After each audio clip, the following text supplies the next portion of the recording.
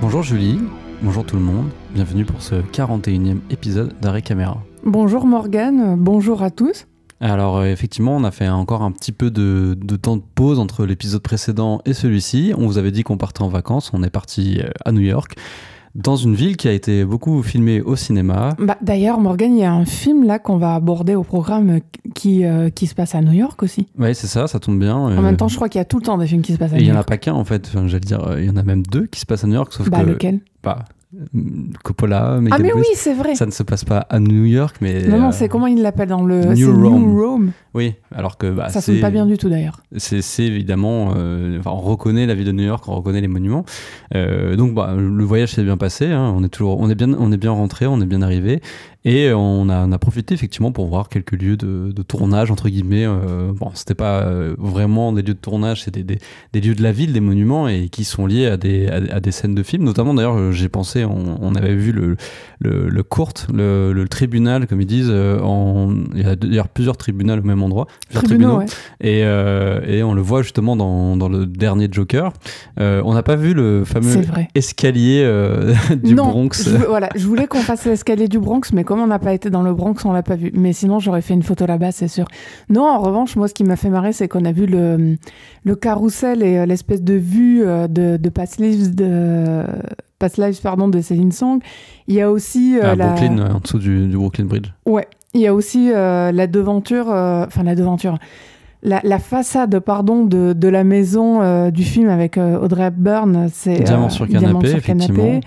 On a vu l'immeuble de Carrie Bradshaw, l'immeuble de Friends. Bon, là, on n'est plus dans le cinéma, mais bref, on a vu beaucoup de choses. En même temps, je crois pas que tu puisses faire un pas à New York sans même si tu le sais pas, sans te dire que cet immeuble, il a pas servi pour un film ou pour une série. Ça, même dans l'avion, j'ai vu des films. Je crois que c'est encore pire qu'à Paris, même.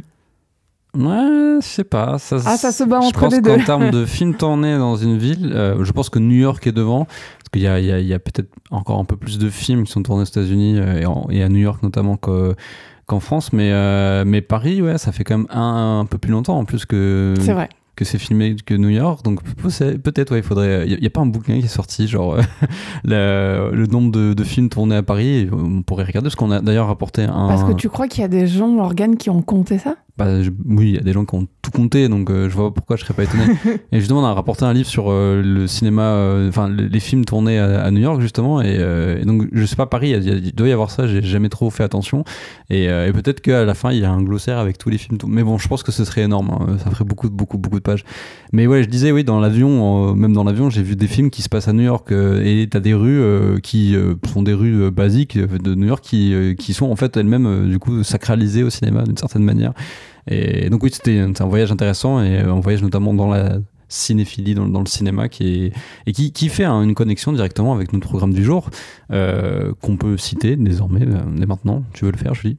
Oui, je veux bien. On va commencer par Les Graines du Figuier Sauvage, parce qu'il est sorti un peu plus tôt et qu'on voulait revenir dessus, même si ça commence à dater, mais bon, on avait quand même 2-3 petites choses à dire sur le sujet. Il est effectivement sorti la semaine, on est parti, donc le 18, je crois. C'est ça, 18 ou 19, mais je crois 18. Mais c'est un film qu'on a apprécié et qu'on avait vu en avance pendant les au mois de juillet, ouais. Les séances du festival avant-première, ce qu'ils appellent le festival avant-première début juillet, où tu as des avant-premières donc de films, et voilà, le film nous a marqué, donc c'était pour nous important de revenir dessus.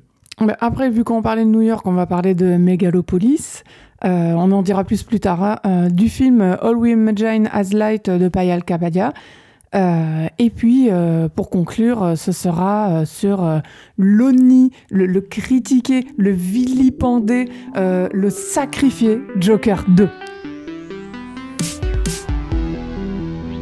Habitué des festivals, Mohamed Rassoulov a acquis une notoriété de plus en plus grande au fur et à mesure des films qu'il y a présentés.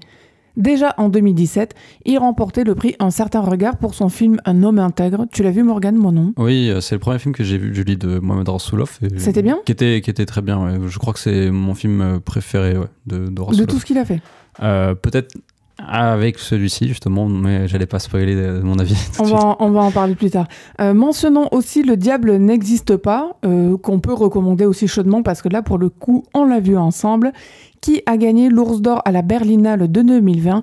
Et enfin, Les graines du figuier sauvage, qui a gagné un prix spécial, Morgane dirait un prix de consolation du jury à Cannes en 2024. Le lot de consolation, ouais. Le lot de consolation, voilà. C'est genre, t'as pas décroché les canards à la foire, bon, on te donne quand même un jouet, quoi. Bah, il faut savoir que le film a été présenté en tout dernier au festival, et je pense que Tu crois que ça s'est joué par rapport à ça? Ouais, je suis sûr. Ouais. Le palmarès était déjà plus ou moins fixé, je pense, par le jury, et ils ont bien aimé le film, mais je pense qu'ils avaient en tête de donner tel prix à tel film, et comme celui-là est un film très politique, je pense que... C'est un peu comme La Palme de Cœur qui ne dit pas son nom. C'est un peu La Palme du Cœur, ouais. C'est effectivement le film La Palme du Cœur, si on peut le mettre sur les affiches, mais je crois qu'il n'était pas sur les affiches, donc c'est bien, le distributeur n'en l'a pas fait, mais c'est un peu ce type de film-là, ouais.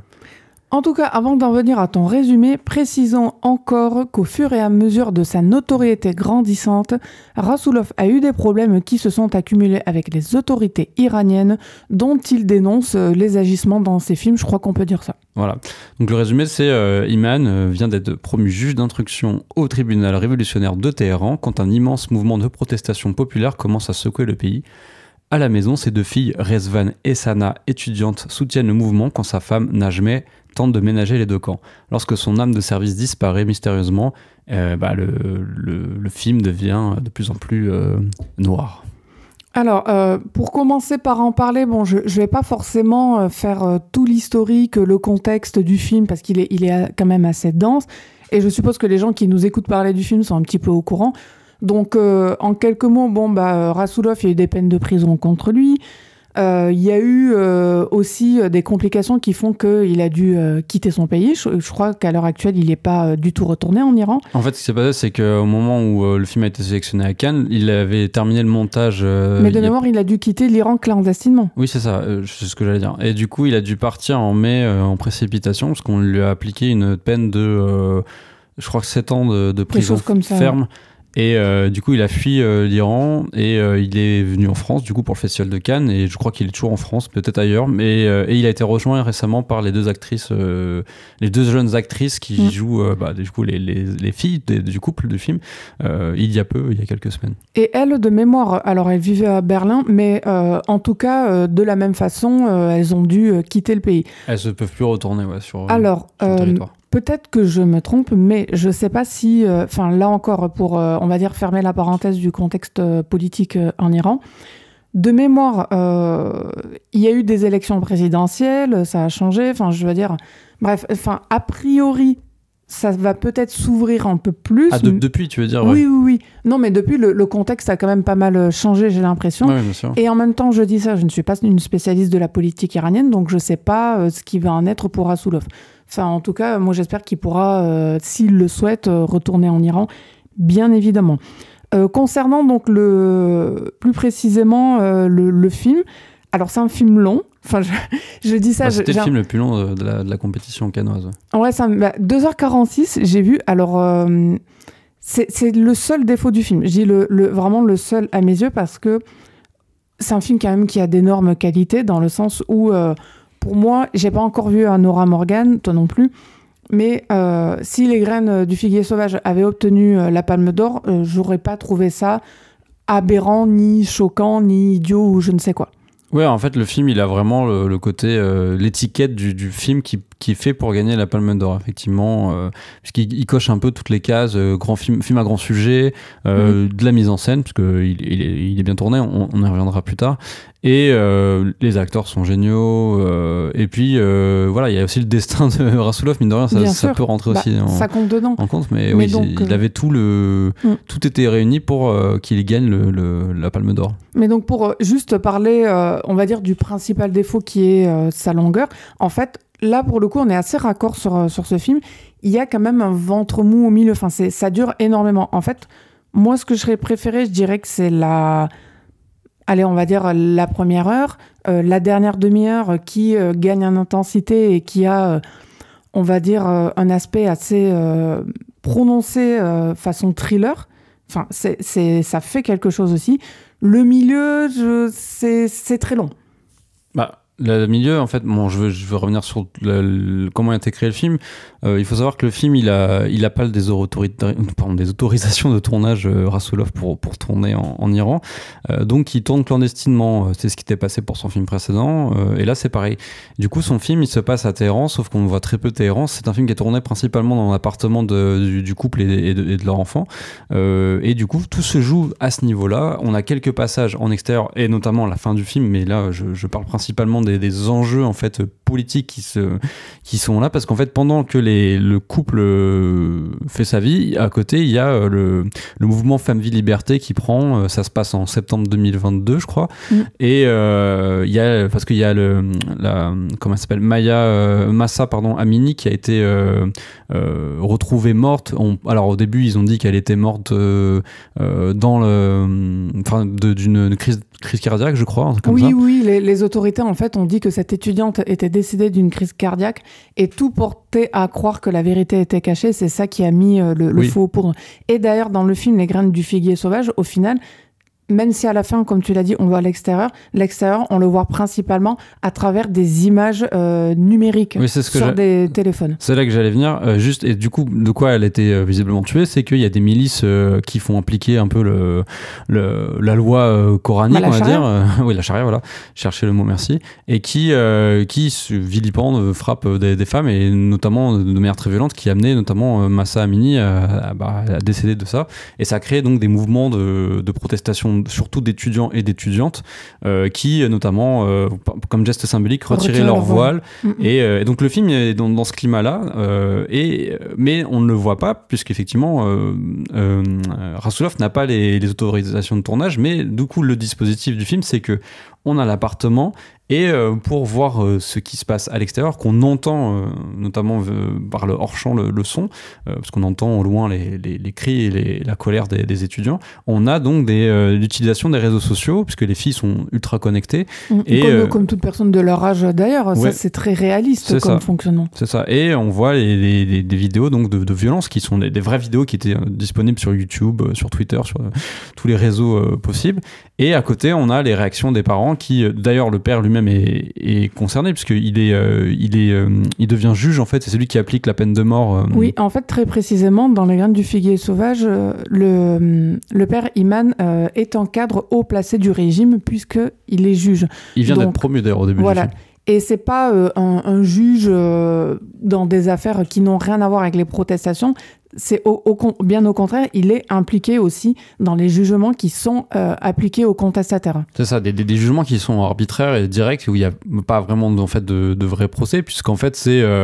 en plus on leur dit, d'ailleurs dans le film, on leur dit qu'il faut qu'ils signent la peine de mort, puisque c'est recommandé par... Et c'est pour ça qu'il est d'ailleurs promu, parce qu'en fait on comprend que la personne d'avant l'a quitté parce qu'elle considérait que c'était beaucoup trop... Mais c'était problématique, voilà. En fait ce sont il y a eu des remords. des cadres fantoches, c'est-à-dire leur prise de décision, la morale n'est à aucun moment impliquée dedans. Ce sont des passe-plats. C'est ça, ouais, ils sont là juste pour... il faut qu'ils signent, il faut quelqu'un pour signer, donc voilà, c'est... Et donc forcément, il y a vraiment une dispute en fait entre les deux parties dans le film, les parents et les enfants. Et au début, si on peut comprendre que le père a des remords, en fait, au fur et à mesure, on comprend qu'il fait ça aussi parce qu'il a l'opportunité d'avoir un appartement qu'il rêve depuis longtemps, un 4 pièces, c'est ça qu'il dit d'ailleurs dans le film, une vie meilleure en fait. Mais et du coup, en plus, il finit par croire lui-même à ce qu'il est en train de faire, parce qu'il dit que c'est au nom de la loi de Dieu en fait. Voilà.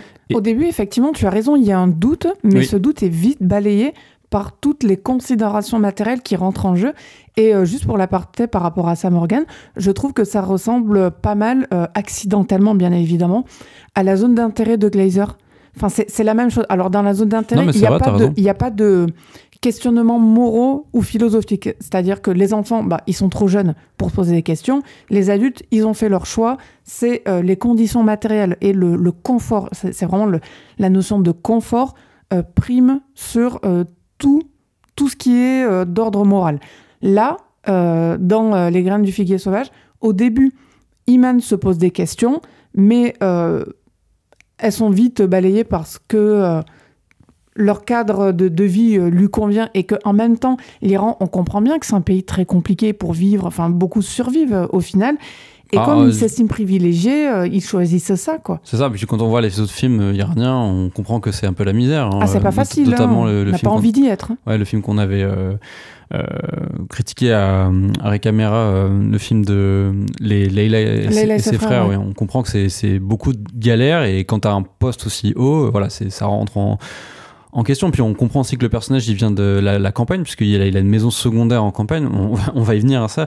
Et donc le film, ouais, le conflit en fait qu'il y a à l'extérieur se rejoue à l'intérieur de la cellule familiale, et passe notamment par l'idée que l'arme du père disparaît, parce qu'il a une arme de service, une arme de fonction, et il commence à suspecter ses filles, puisque en fait le problème, c'est que si son arme n'est pas retrouvée, d'ailleurs il en a une de près au bout d'un moment, prêtée par un de ses collègues, s'il n'a pas d'arme, il pourrait lui-même être condamné quelque part, on ne sait pas de quoi ou de quelle manière, mais ça risque d'être un danger pour lui. D'ailleurs, par rapport à ça, que c'est une paranoïa qui est issue de ce que lui pense, mais au final on n'est même pas sûr certain, voilà, qu'il puisse être éventuellement condamné si on ne trouve pas l'arme, dans la mesure où dans le film il y a tellement...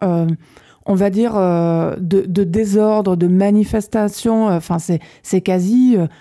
Enfin, je veux dire, c'est une insurrection, en fait, ce qui se passe, même si on le voit pas, qu'au bout d'un moment, on a du mal à croire que pour une simple disparition d'armes, il puisse lui arriver quoi que ce soit, tant il a su se rendre utile aux yeux des autorités dirigeantes. Et d'une manière, ça peut être crédible, parce qu'on comprend que l'État en lui-même est d'une telle violence qu'on peut estimer que... alors, il est parano, mais que pourquoi pas, en fait. Et moi, d'ailleurs, par rapport à ça, Morgane, je croyais au début que c'était son collègue qui, comme il lui donne une arme de remplacement, je croyais que c'était son collègue qui lui avait volé son arme. Oui, pour éventuellement le faire voilà, tomber. le faire tomber. Enfin, je veux dire, parce que, effectivement... on est un peu contaminé par la paranoïa des personnages. C'est ça, on est enfermé avec eux dans l'appartement. Et c'est à ce moment-là, tu parlais de ventre mou, que le film perd un peu en puissance. C'est que pendant quasiment 1 heure, il va chercher à savoir qui est le responsable, qui a volé son arme, qui cache son arme. Et ça dure. Et on a beaucoup de disputes qui se répètent, beaucoup de scènes qui sont un peu les mêmes, où les filles sont prises à partie. Mais après, ce qui peut être intéressant aussi dans le film, et c'est la manière dont en fait le coupable, finalement, à la base, on pense que c'est une des filles, mais après le père en vient à suspecter sa femme, ce qui fait qu'en fait le père se retourne contre toutes les femmes du foyer. Voilà. Et là, on rentre dans le symbolique de les femmes qui luttent contre... C'est ça. Alors que comme tu l'avais dit dans ton résumé, quelque part, la femme est neutre, c'est-à-dire c'est vraiment celle qui ménage la chèvre et le chou entre son mari, qui est représentant du régime, et ces 2 filles étudiantes qui sont plutôt pour... et c'est tout naturel pour l'émancipation des femmes. Par rapport à cette histoire de ventre mou, de la recherche du coupable, au final, je trouve que dans ce laps de temps qui dure effectivement 1 heure, comme tu l'as dit, Morgane, la partie, pour moi, qui a été la plus marquante, elle l'est finalement pour des motifs visuels. C'est quand se rejouent, on va dire, les interrogatoires et les exactions du régime dans une mise en scène très théâtrale, à la fois par le réalisateur, mais aussi dans le film. C'est-à-dire, voilà, il y a un jeu de miroir. C'est que quand le père va solliciter son ami, et que les femmes, elles ont les yeux bandés, qu'elles sont interrogées comme si elles l'étaient pour entrer en prison. Les femmes, c'est ses filles et sa femme. Ouais. Voilà, les femmes prises au sens général du terme. Là, voilà, tout ça est à la fois extrêmement théâtral et à la fois très fort, parce qu'on comprend que ça fait partie du décorum du régime iranien. Et c'est là, vraiment, je trouve que, quelque part, on sent encore plus à quel point c'est une dictature. Ouais, complètement. La scène est très forte, et il y avait une scène aussi un peu avant que je trouve très belle, et d'ailleurs qui fait que pour moi le personnage le plus beau du film, enfin le plus beau, non, c'est un peu malvenu, mais le personnage qui m'a le plus ému et le plus fort du film, c'est peut-être la mère Najmeh, parce qu'elle vient d'un système qui fait que c'est en elle, en fait, le fait d'être complètement soumise à son mari, etc. Et qui se rebelle au fur et à mesure. Et la première manière de se rebeller, c'est quand tu as l'ami des 2 filles qui il y a une grenade qui explose et son visage est comment dire, tuméfié. Il y a des éclats en fait de oui, elle est blessée. Elle est blessée et qu'elle doit la soigner. Et c'est une très belle scène qui est presque irréelle en fait, où tu as une musique sûrement iranienne, en tout cas avec un chant, un très beau chant et un truc un peu exotique d'une certaine manière, parce que c'est un peu cette idée là qu'on se fait un peu de la Perse, etc. Mais c'est très bien appliqué et il y a une lumière aussi un peu plus irréelle, un peu rose, un peu étrange, et très belle scène de sororité justement, parce on peut parler de ça, de sororité, qui se fait en secret, puisqu'elle ne va jamais révéler à son mari qu'il y avait cette fille qui a manifesté et qui s'est fait blesser. Et c'est là d'ailleurs par rapport à ça, Morgane, qu'on comprend qu'elle le révèle pas à son mari, parce que quelque part elle est extrêmement lucide sur son mari, quand bien même en fait c'est un danger, parce que pendant tout le film sa femme, elle essaie de le faire revenir en arrière comme si elle y croyait, mais en même temps ses actes prouvent très bien qu'elle ne croit pas que son mari est sauvable. Il y a vraiment pour moi, et c'est ça qui fait la force du personnage, pour revenir à ce que tu disais Morgane, il y a vraiment une dissension entre son discours et ce qu'elle fait. Et c'est ça aussi qui produit, on va dire, un sentiment de fragilité et d'empathie par rapport à ce personnage-là. Oui, c'est ça. Mais de base, sa première position, c'est d'être la femme du patriarche dans la famille. Oui, et parce qu'elle a été conditionnée, éduquée comme ça. Et puis après, au fur et à mesure, elle devient une femme, en fait. Elle redevient une femme qui s'émancipe de ça. Et la dernière partie, qui du coup, une espèce de trouée. Alors là, on quitte l'appartement, c'est assez surprenant. Je m'y attendais pas, personnellement. Moi non plus, parce que, en fait, ne serait-ce que parce que je croyais que les conditions matérielles ne l'auraient pas permis, je ne m'y attendais pas. Et en même temps, il tourne à la campagne, et tu comprends que c'était beaucoup plus simple de tourner. Bien sûr. On se souvient du Diable n'existe pas. Il y a pas mal. Le film est principalement tourné à la campagne, ce qui peut être plus simple pour une petite équipe de tourner sans être repéré, c'est sans porter de soupçon en tout cas sur eux. Et ils sont allés tourner donc dans une ville de campagne où il y a beaucoup de ruines en fait, assez étonnant. On sent que la ville a été abandonnée peu à peu par les habitants qui sont partis certainement soit à Téhéran, mais dans une des grandes villes iraniennes pour trouver un travail. Et donc c'est la maison de campagne du père qui décide d'utiliser les grands moyens pour parvenir à trouver son pistolet, et du coup il enferme ses filles dans des cachots quasiment dans la maison. D'ailleurs c'est assez étonnant ces cachots, enfin, on se demande ce qu'ils font là, on se demande s'il n'y a pas déjà une sorte de passé un peu sombre dans cette maison. C'est vrai, c'est assez étrange. J'y avais pas pensé, mais c'est vrai. L'architecture de la maison est étonnante quoi. D'ailleurs qui pour moi est le reflet de la prison mentale dans laquelle Iman s'est enfermé. Enfin je veux dire, complètement. Là c'est vraiment l'image, enfin là je fais forcément la psychologie, mais je veux dire dans des films très souvent la maison a représenté, et même dans des rêves en fait, la maison représente l'état psychologique d'un personnage, et là j'estime qu'on est en plein dedans. C'est ça. Et puis là le film il bascule dans le cinéma de genre complètement, où en fait le père me fait penser à Jack Torrance dans Shining. Ah, carrément. Jack Nicholson, le père fou qui cherche à tuer sa famille dans le Shining, mais là on se demande s'il va pas le faire, parce que ça devient grave. En plus une des filles, on comprend que c'est elle qui a le pistolet, elle part avec, et on se dit il va peut-être se passer quelque chose de tragique, ce qui se passe au final. Mais et le film se termine dans la course poursuite dans les ruines, une chasse à l'homme, et c'est un survival en fait la fin, et c'est assez étonnant la manière dont en fait le cinéma de Rassoulov est assez c'est à la fois ce que j'aime bien et ce qui est un peu ma limite avec son cinéma, c'est que c'est un cinéaste qui est beaucoup plus dans la veine d'Asghar Farhadi ou Saïd Rostaï, du cinéma d'auteurs iranien, qui est beaucoup dans l'écriture, dans le scénario, dans la symbolique, dans les choses qui font sens, qui sont très peut-être parfois un peu trop lourdes, un peu trop martelées, et donc c'est un peu ça le cinéma de Rassoulov. Mais il y a des moments où il arrive à un peu s'échapper. C'est déjà le cas dans le film précédent. Je pense à une scène avec le personnage qui s'enfuit, parce que c'est un film à sketch, mais il y a un passage où un personnage s'enfuit de sa condition et qui se retrouve dans une maison de campagne. Et il y a toujours des passages comme ça. Et là, c'est pareil dans Oui, celui-là. des espèces de fuites, tu veux dire. Oui, c'est ça, où en fait on sort du dispositif un peu trop symbolique du film, parce que c'est à la fois les qualités, parce que c'est très impressionnant comment c'est fait, mine de rien. On se Bien dit, sûr.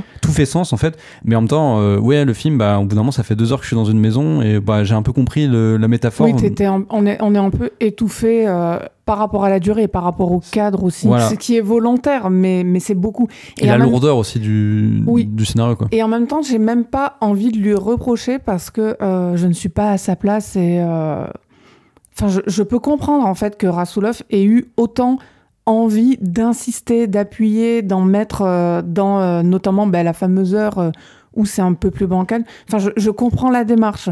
Moi, j'y suis peut-être un poil moins réceptive au film à ce moment-là, mais en même temps, je comprends pourquoi il a fait ça et ça me semble logique. Moi, je trouve ça assez implacable et assez génial d'une certaine manière, mais c'est pas ce qui m'intéresse le plus dans le cinéma. Oui, bien sûr. Et en fait, c'est à partir du moment où tout éclate, en fait, tout le dispositif éclate pour aller dans la campagne et du coup partir dans du cinéma de genre, limite du cinéma d'horreur. En plus, il y a des moments où il y a un peu de l'horreur dans le film. Enfin, il y a on se ressaute un peu quand même. Le début du film, ça s'ouvre quand même dans un. Alors après qu'il soit parti à la campagne, il y a un passage où il est dans la campagne, dans un couloir, et en fait, on voit des hommes qui sont dans le noir et on se demande pourquoi ils nous regardent et tout. Et en fait, on comprend un peu plus tard que c'était des pancartes de personnes. On ne sait pas ce qu'ils représentent, mais parce qu'on revoit le couloir de jour, et là, du coup, ça démystifie le côté un peu horrifique de la séquence. Mais là encore, tu vois, le dispositif de pancarte, c'est quelque chose que j'ai trouvé assez malin, mais tout le film en vrai est extrêmement malin.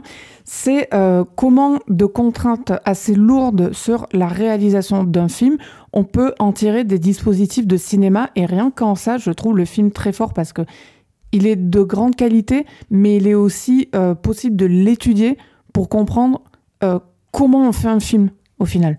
Ouais, complètement, avec un budget qui semble être assez minime. Bien sûr. Et comment tu arrives à faire un film avec autant de profondeur, c'est ça? Oui, et même d'inventivité, tout simplement, parce que bon... il y a eu ces contraintes-là, mais à chaque fois, il a essayé de s'en sortir, que ce soit par rapport au cadre, au dispositif, par rapport au régime d'image, on voit un peu de tout. Il y a les images qu'on voit de cet intérieur, les images de l'extérieur. Il y a beaucoup, beaucoup de choses. Et à ce niveau, j'ai pas trouvé que c'était trop lourd. Tu vois, il y a beau avoir énormément de choses auxquelles s'accrocher, ça tient en place. C'est juste que, comme on l'a dit, il y a cette heure-là qui est un poil plus compliquée, mais pour moi, la fin vient vraiment sauver le film. Ouais, je pense qu'on a fait le tour sur... au moins que tu avais autre chose à dire sur les graines du film. Non, juste que je suis assez contente de voir qu'il a l'air de marcher en salle. Enfin, c'est plutôt bien. Tout à l'heure, d'ailleurs, avant d'enregistrer avec toi, Morgane, je regardais sur Allociné ce que ça donnait, critique comme spectateur. Tout le monde a l'air enthousiaste. Et voilà, c'est pour le mieux. Enfin, tant mieux pour Rassoulov. Et on espère que ça va lui permettre de continuer à faire des films de cet acabit. Je pense qu'il fera des films, mais est-ce qu'il en fera en Iran? Ça, c'est une autre question, effectivement. On verra. On passe à un autre film, un autre continent. C'est les États-Unis avec Megalopolis de Francis Ford Coppola. Arlésienne de plus de 20 ans, Megalopolis de Francis Ford Coppola voit enfin le jour après une gestation plus que compliquée. Est-ce que c'est toujours une Arlésienne si le film est sorti? Oui, alors c'était une Arlésienne jusqu'à aujourd'hui. Ah d'accord, on est d'accord. C'est un peu le sens de ma phrase quand même, t'es pas gentil. Sans financement, le réalisateur octogénaire d'Apocalypse Now et du Parrain, entre autres, a dû céder certaines de ses parts de sa lucrative entreprise viticole pour débloquer une somme de, attention, 120 millions de dollars afin de mettre en scène le scénario de cet ambitieux péplum post-apocalyptique.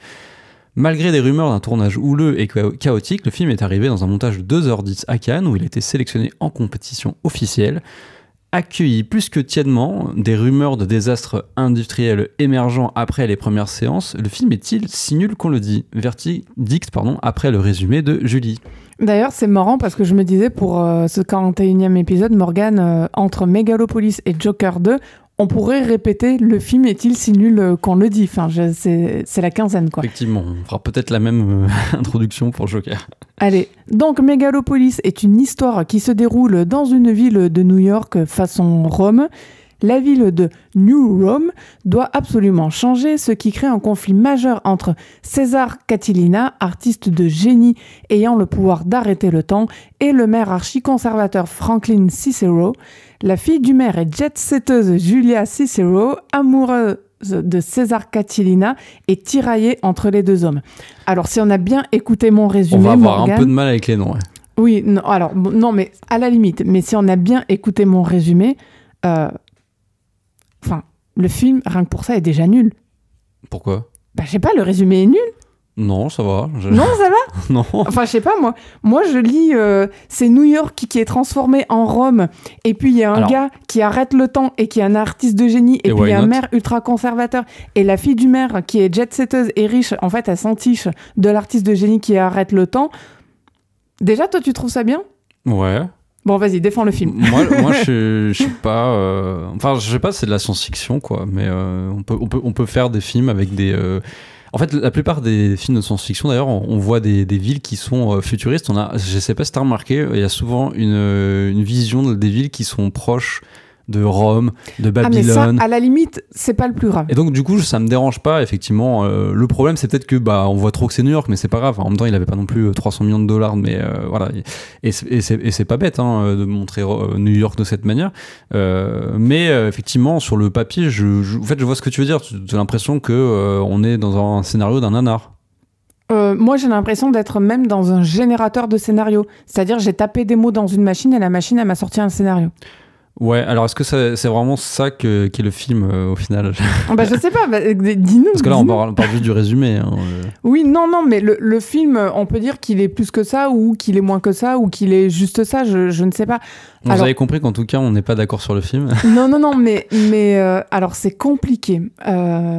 C'est compliqué, Megalopolis 2. Bon, moi, j'ai trouvé ça nul. Megalopolis 2, t'es déjà au deuxième pardon, épisode. De n'importe quoi. Non, je sais pas pourquoi j'ai dit 2. Bref, je retire. Non, Megalopolis, c'est compliqué parce que j'ai trouvé le film nul.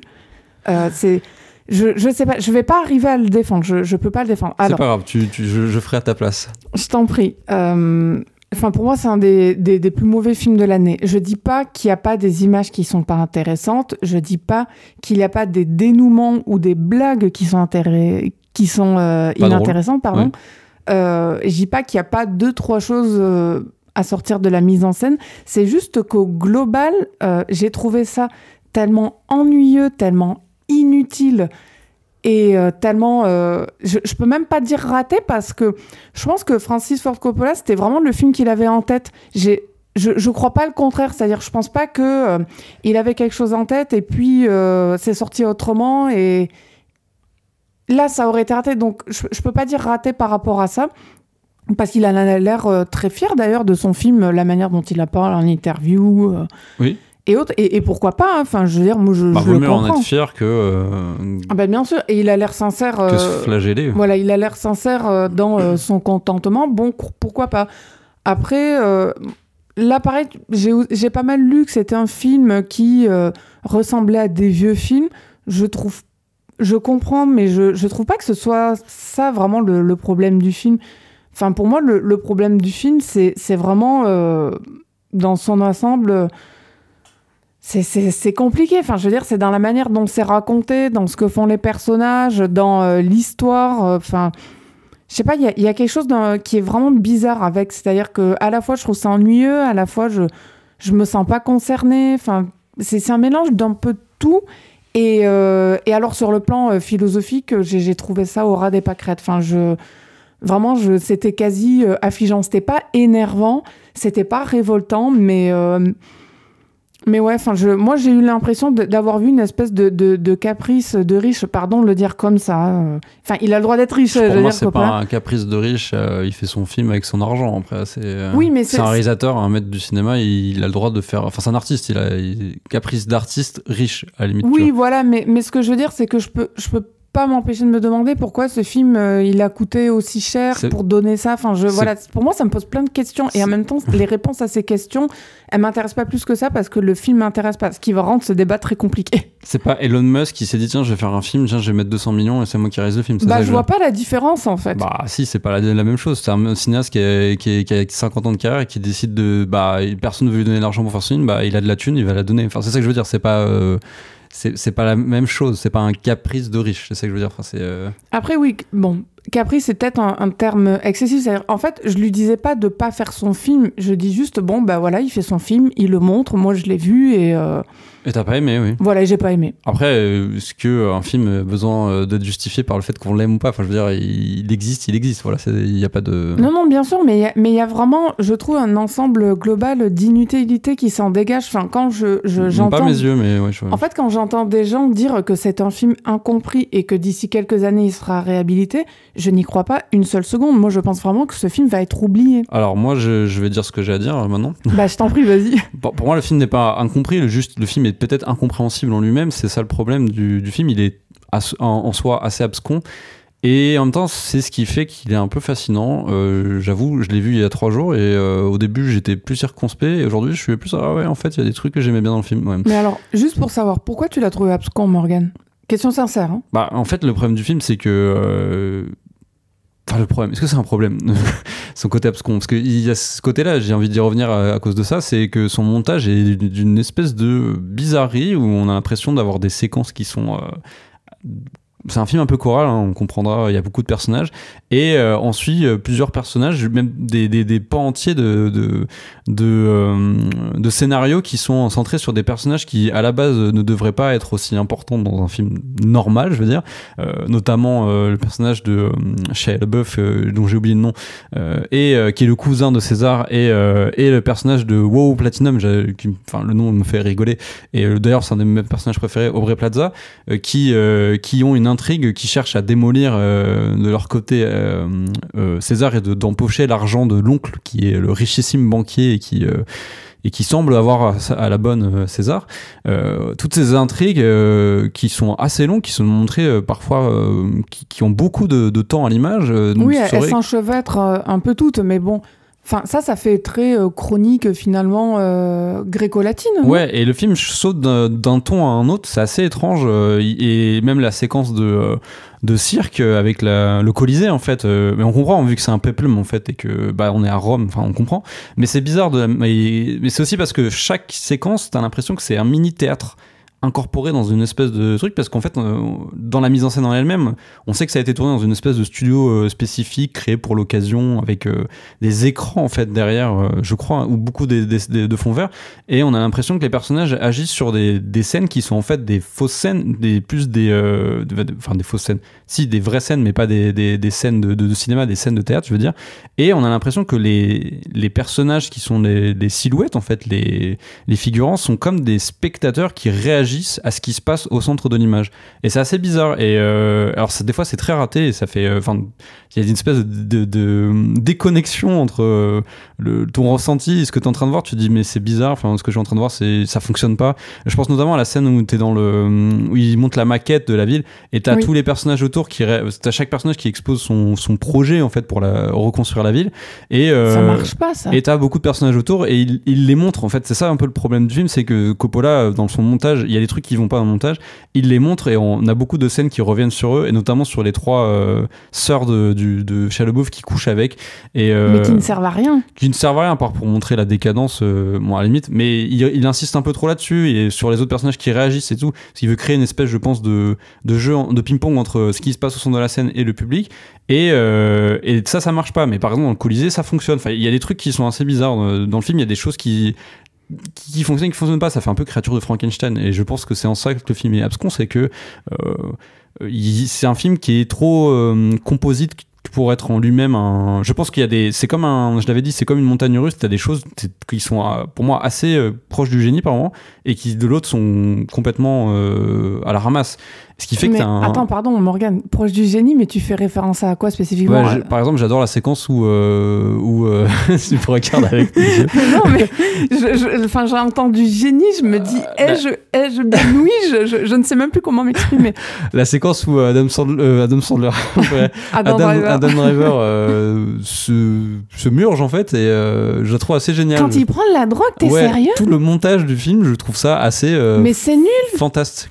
C'est juste un cassos qui a pris de la coke, comme Coppola l'a sûrement fait par le passé. Pour moi, le seul intérêt de cette séquence, c'est qu'on a l'impression que Coppola, c'est son avatar Adam Driver. mais D'ailleurs, c'est complètement son avatar. Hein. Non, mais d'ailleurs, c'est trop marrant. Enfin, non, c'est pas marrant. C'est-à-dire que, et je dis ça, enfin, c'est affreux parce que Coppola, j'aime bien son cinéma. Celui-là, je l'aime pas, mais je suis pas une hater de Coppola, je tiens à le dire. Est-ce qu'on peut vraiment être un hater de Coppola aussi? Non, mais il y a des. Non, mais il bien a fait sûr des que films si. qui sont tous différents. Si. Non, et mais il y a des choses. pardon, mais on peut être un hater de n'importe qui. Et en plus, Coppola, moi, je peux comprendre qu'on n'aime pas le personnage. Ils sont melons et son égocentrisme.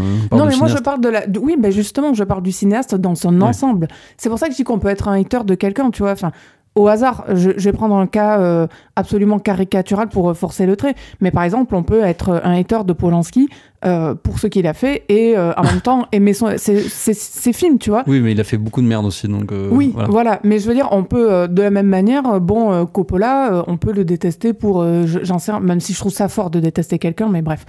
Mais là, j'en reviens à Megalopolis. C'est aussi quelque chose qui m'a gêné dans le film Morgan, c'est que le fait que Adam Driver, sous ses airs d'artiste, de génie incompris, qui arrête le temps, soit un avatar de Coppola, enfin, je sais pas, je trouve ça tellement égocentrique que ça fait partie des raisons qui m'ont fait ne pas adhérer au film.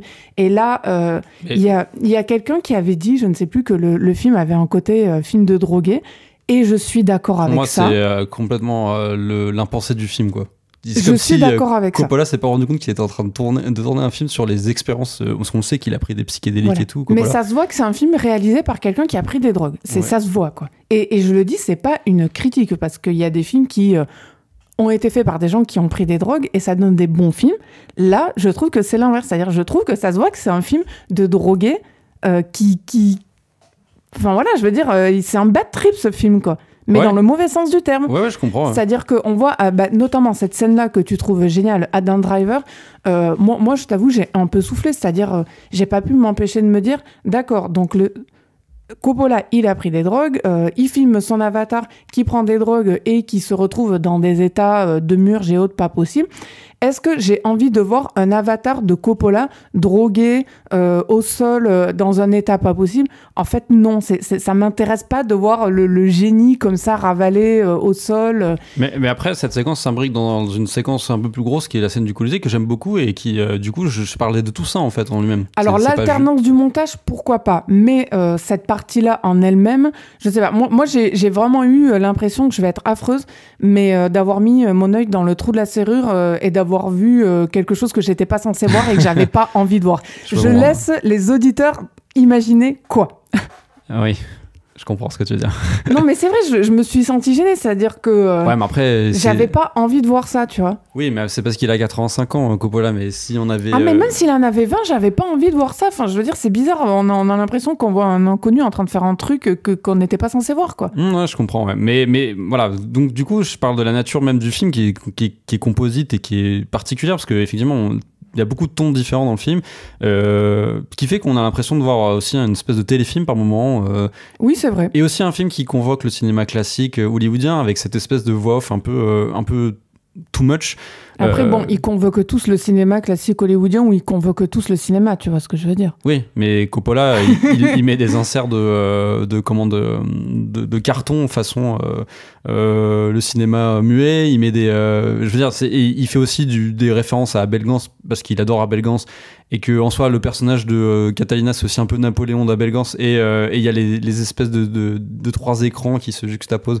Mais du coup, c'est pour ça que je te dis, le film en même temps, c'est ça qui est intéressant, c'est qu'il a dit que il comptait faire un film pour tout le monde, avec l'idée de faire une espèce de film qu'on revoit à Noël, etc. Je trouve que c'est complètement raté à ce niveau-là, parce qu'en fait... C'est encore un propos de drogué, je tiens à le signaler. C'est quand on regarde le film, on se dit que je ne crois pas du tout que ce film déjà puisse être montré à Noël, parce qu'il y a des scènes assez osées. Il y a des scènes sexuelles assez osées, on ne va pas montrer ça à des enfants. Quand même, quoi. tu vois. Et puis même, même le simple fait qu'on pense que le personnage de Shia LaBeouf couche avec ses sœurs, même ça, déjà, ça fait pas très... tiens, on va regarder le film de Noël.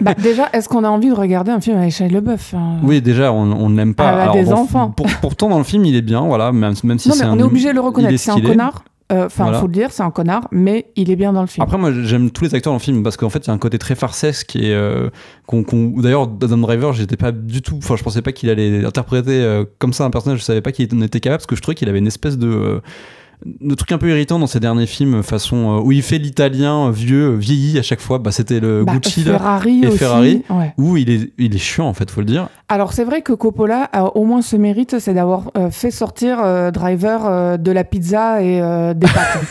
Alors que c'est un Italien, on pourrait penser justement. Bah oui, bah voilà, il a fallu que ce soit un Italien qui fasse ça.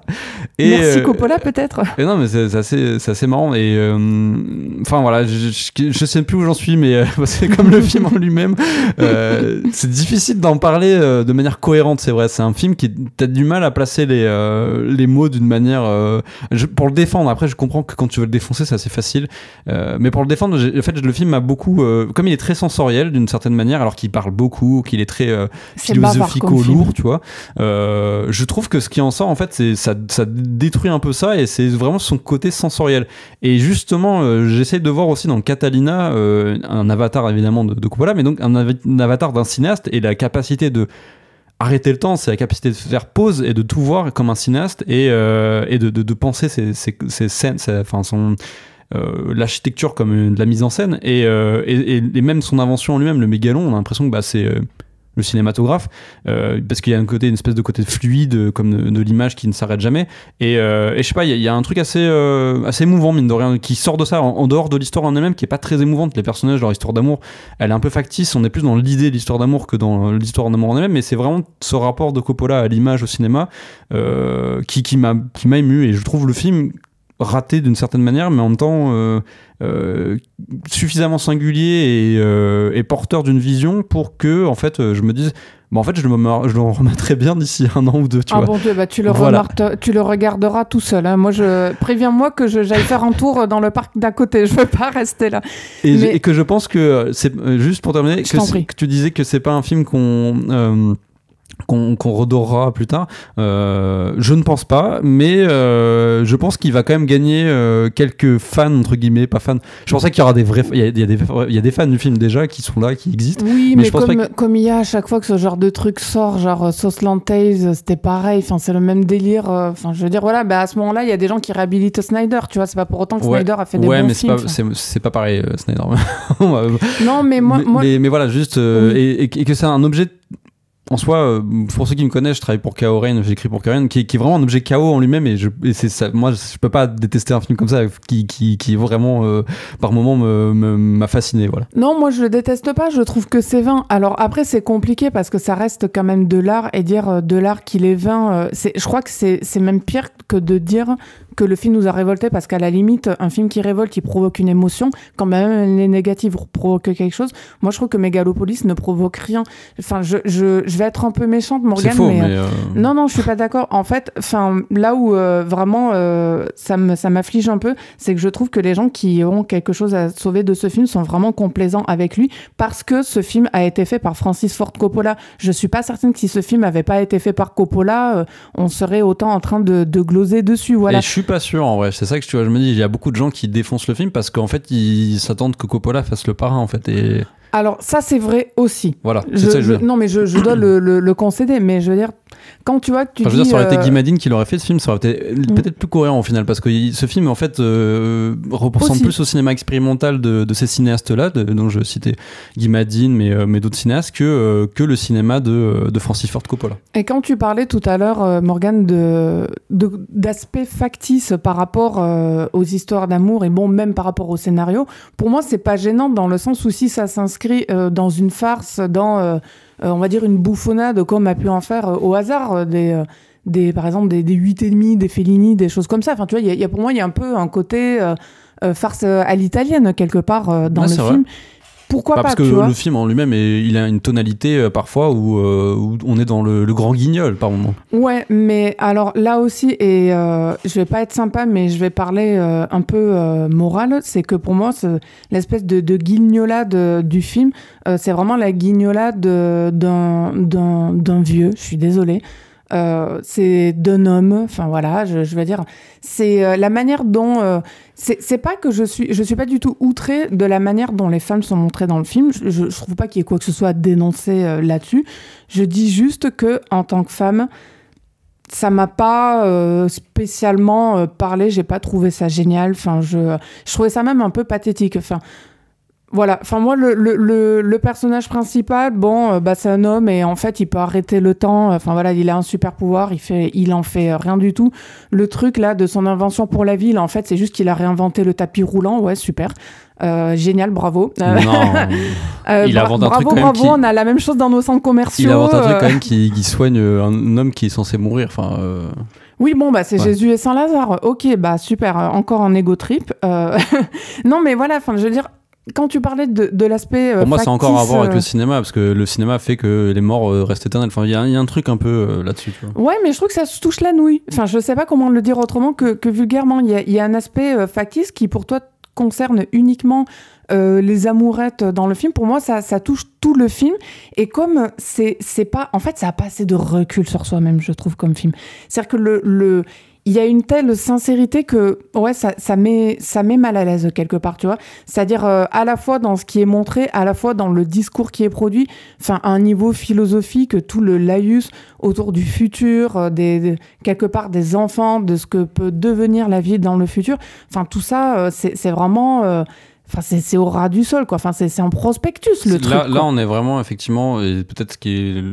Et les citations de Marc Aurèle et compagnie, mais je veux dire, j'ai envie de ronfler. Enfin, c'est pas possible. Oui, alors, les citations de Marc Aurèle, je pense que c'est pour le délire Rome et pour aussi... Bon, après, j'aime pas les stoïciens, c'est de ma faute, oui, certes, mais je suis pas sûr que ce soit vraiment non plus... Enfin, Coppola, c'est pas Marc Aurèle, tu vois, je veux dire, mais cette séquence en elle-même, elle est là pour contredire le personnage de Cicéron qui se base sur Marc Aurèle, et en fait, elle lui cite ensuite 2 citations pour dire que ce que tu dis, en fait, c'est juste des citations, et tu peux pas te baser uniquement sur des citations parce qu'en fait toute la pensée d'un personnage ne se résume pas à 3 citations. Oui, mais ce que je veux dire, c'est que le Mégalopolis produit une sensation de contentement de la part de celui qui en est à l'origine et vraiment je sais pas quoi faire de ça parce que pour moi on a vite envie de passer à autre chose. Après bon, ça c'est une question de goût, mais concernant l'image, tout ce jaune, je sais pas, j'ai trouvé ça affreux. En fait, ça m'a rappelé les films de Aronofsky dans les années 2000, style The Fountain, où à l'époque, il y avait déjà des détracteurs, mais où beaucoup de gens trouvaient ça beau. Et enfin, avec le recul, 20 ans après, on se rend compte que c'était hideux. Là, ça fera pareil, quoi. Ouais, il n'y a pas que du jaune, il y a aussi des très belles scènes de nuit, avec le passage avec les statues qui tombent. Moi, je trouve des trucs qui fonctionnent aussi, la séquence où... avec toutes les surimpressions, le côté aussi la momie avec quand tout son corps se comme des trucs de fractal quand tu as pris du LSD, tu vois. Oui, mais on est encore dans le film de drogué, mais je sais pas, il y a une forme un peu impure et qui surplombe, qui va au-delà du film et de son côté un peu lourdingue, philosophique, discours et tout ce qui est le discours en fait, qui est un peu tout détruit par l'image en fait, ce qui compte au final chez Coppola, un peu comme chez un cinéaste comme Godard, enfin c'est l'image en fait, le discours est là mais il y a aussi l'image qui prend le dessus et moi là je vais pas mourir en défendant le film parce que le film a ses défauts, mais voilà, déjà je te l'ai dit en sortant de film, à aucun moment je me suis ennuyé, je n'ai même pas bâillé devant le film, donc et alors qu'il était tard, mais j'ai bien aimé le film. Voilà. Que si j'avais pas dû le chroniquer, et je dis pas ça souvent, je pense que je serais parti au bout d'une demi-heure. Voilà. Je pense qu'on a la fin de notre débat sur le film, on sera irréconciliable, c'est pas grave, ça arrive sur pas mal de films. On se réconciliera à la fin du podcast, c'est pas grave. Voilà, c'est pas grave, vous inquiétez pas pour nous. On passe sur... alors on rechange de continent, on va cette fois en Asie, en Inde, pour parler d'un film qui était à Cannes aussi, All We Imagine As Light de Payal Kapadia. Si vous ne connaissiez pas Payal Kapadia avant All We Imagine As Light, c'est normal, puisqu'il s'agit de son premier long métrage. Auparavant, elle a réalisé un documentaire, Toute une nuit sans savoir, qui a gagné l'Œil d'Or en 2021, toujours à Cannes. C'est d'ailleurs à l'occasion des recherches pour le podcast, Morgane, que j'ai découvert qu'il y avait des prix à Cannes aussi pour les documentaires. Ah bon je connaissais pas l'Œil d'Or. Ah si, Varda l'a gagné. C'est vrai ? Ouais, il y a pas mal de gens connus qui l'ont gagné. Et ce premier long métrage de fiction, du coup, il faut le dire. Oui, tout à fait. C'est son premier long métrage de fiction. Pour plus de contexte, encore faut-il dire que comme beaucoup de cinéastes issus du cinéma indépendant indien, exister pour eux est difficile, tant du côté des financements que de la distribution, face au cinéma qualifié, et à mon avis à juste titre, de propagande. Par rapport à tout ça, je reprends les termes de Payal Kapadia dans un entretien qu'elle a donné au Monde tout récemment. Est-ce que Morgane, tu peux nous dire le résumé du film? Non, non, je rigole. Ah bah dommage. Prabha, une infirmière vivant à Mumbai, cache son tourment intérieur en se jetant un corps perdu dans son travail. Lorsqu'elle reçoit un cadeau inattendu, elle ne peut plus échapper au passé qu'elle a jusqu'alors tenté d'écarter. Anu, sa colocataire, cherche un endroit dans la ville où elle et son amoureux pourront enfin faire l'amour. Les deux femmes se rendent dans une ville côtière. Là-bas, une forêt tropicale devient un espace de liberté où leurs désirs peuvent enfin se manifester. Alors, plus tôt dans le podcast, on parlait de film choral. Là, pour moi, on est en plein dedans. Même si le film se concentre principalement sur le point de vue de Prabha. Mais Effectivement, oui. il n'empêche qu'on est dans, on va dire, des intrications du destin de trois femmes. Oui, on n'a pas à mentionné des la stades, troisième femme, ça va, mais il y a une troisième femme dans le film. J'ai à vu. des stades différents de leur vie. Il y a celle, comme tu l'as dit, il y a Prabha qui attend finalement un mari qu'elle aimait pas forcément parce que c'est un mariage qu'on lui a imposé. Il y a une autre femme qui est juste après elle, qui, comme l'époque change... arrive à nous à vivre une sorte d'émancipation, même si c'est très compliqué. C'est vrai que c'est 3 générations, les 3 femmes, 3 générations. Ouais. Bah, je trouve. Oui. C'est une bonne déduction que j'ai faite par rapport au film. Bien joué. Et la troisième, c'est... Voilà, et donc juste pour finir sur Anou, donc la pardon. génération qui vient, où c'est très compliqué parce que elle est en couple et de manière cachée avec un homme qui est de confession musulmane, et donc la troisième qui est Parvati, finalement, du coup, oui, Parvati, qui représente, et je sais pas, c'est peut-être elle qui m'a le plus intéressée quand j'y pense, parce que Parvati, elle représente quelque part ce qui arrive à beaucoup de personnes âgées, c'est-à-dire qu'il n'y a plus leurs enfants, ou que... Enfin, c'est toujours un peu compliqué, c'est-à-dire que d'un côté, les enfants ne sont pas présents, et en même temps, la personne, elle ne veut pas avoir l'impression d'être dépendante de ses enfants. Et donc, qu'est-ce qui se passe? Elle est seule, elle risque de devenir SDF, elle risque l'expropriation de son foyer. Et voilà, et en même temps, comme elle n'a pas assez d'argent, c'est compliqué. Et là, en l'occurrence, dans le film, comme elle n'a pas de papier, et c'est compliqué parce qu'on sait que pour les personnes âgées, tout ce qui est administratif, c'est forcément plus compliqué. Bref, tout ça est très compliqué. Mais ce que je veux dire par là, c'est que quelque part, je trouve que des 3 personnages, Parvati, c'est celle qui a la portée la plus universelle, parce que ça se passe en Inde, mais ça pourrait se passer absolument n'importe où ailleurs, que ce soit dans un pays en Afrique subsaharienne, que ce soit en Europe occidentale. Enfin voilà, ce qu'elle vit en tant que personne plus âgée, pour moi, c'est vraiment un destin commun au 3e âge à travers le monde. Après, est-ce qu'elle a vraiment le 3e âge? Je sais pas, mais en tout cas, elle a quasi 50 ans, on dirait. Oui, même plus. Et 50, 60, quoi. Et pour préciser, ce qui lui est arrivé, c'est que son mari est décédé, et du coup, depuis, elle habite toujours chez elle. Mais c'est son mari qui avait fait les papiers. Il n'avait pas mis le nom de sa femme dans les papiers, parce que bon, on suppose qu'en Inde, ça se fait de manière assez courante. Oh, ça se fait même en France. Pas qu'en Inde, c'est vrai, mais bon, je suppose qu'en Inde, ça se fait peut-être un peu plus. Et du coup, elle est menacée de se faire,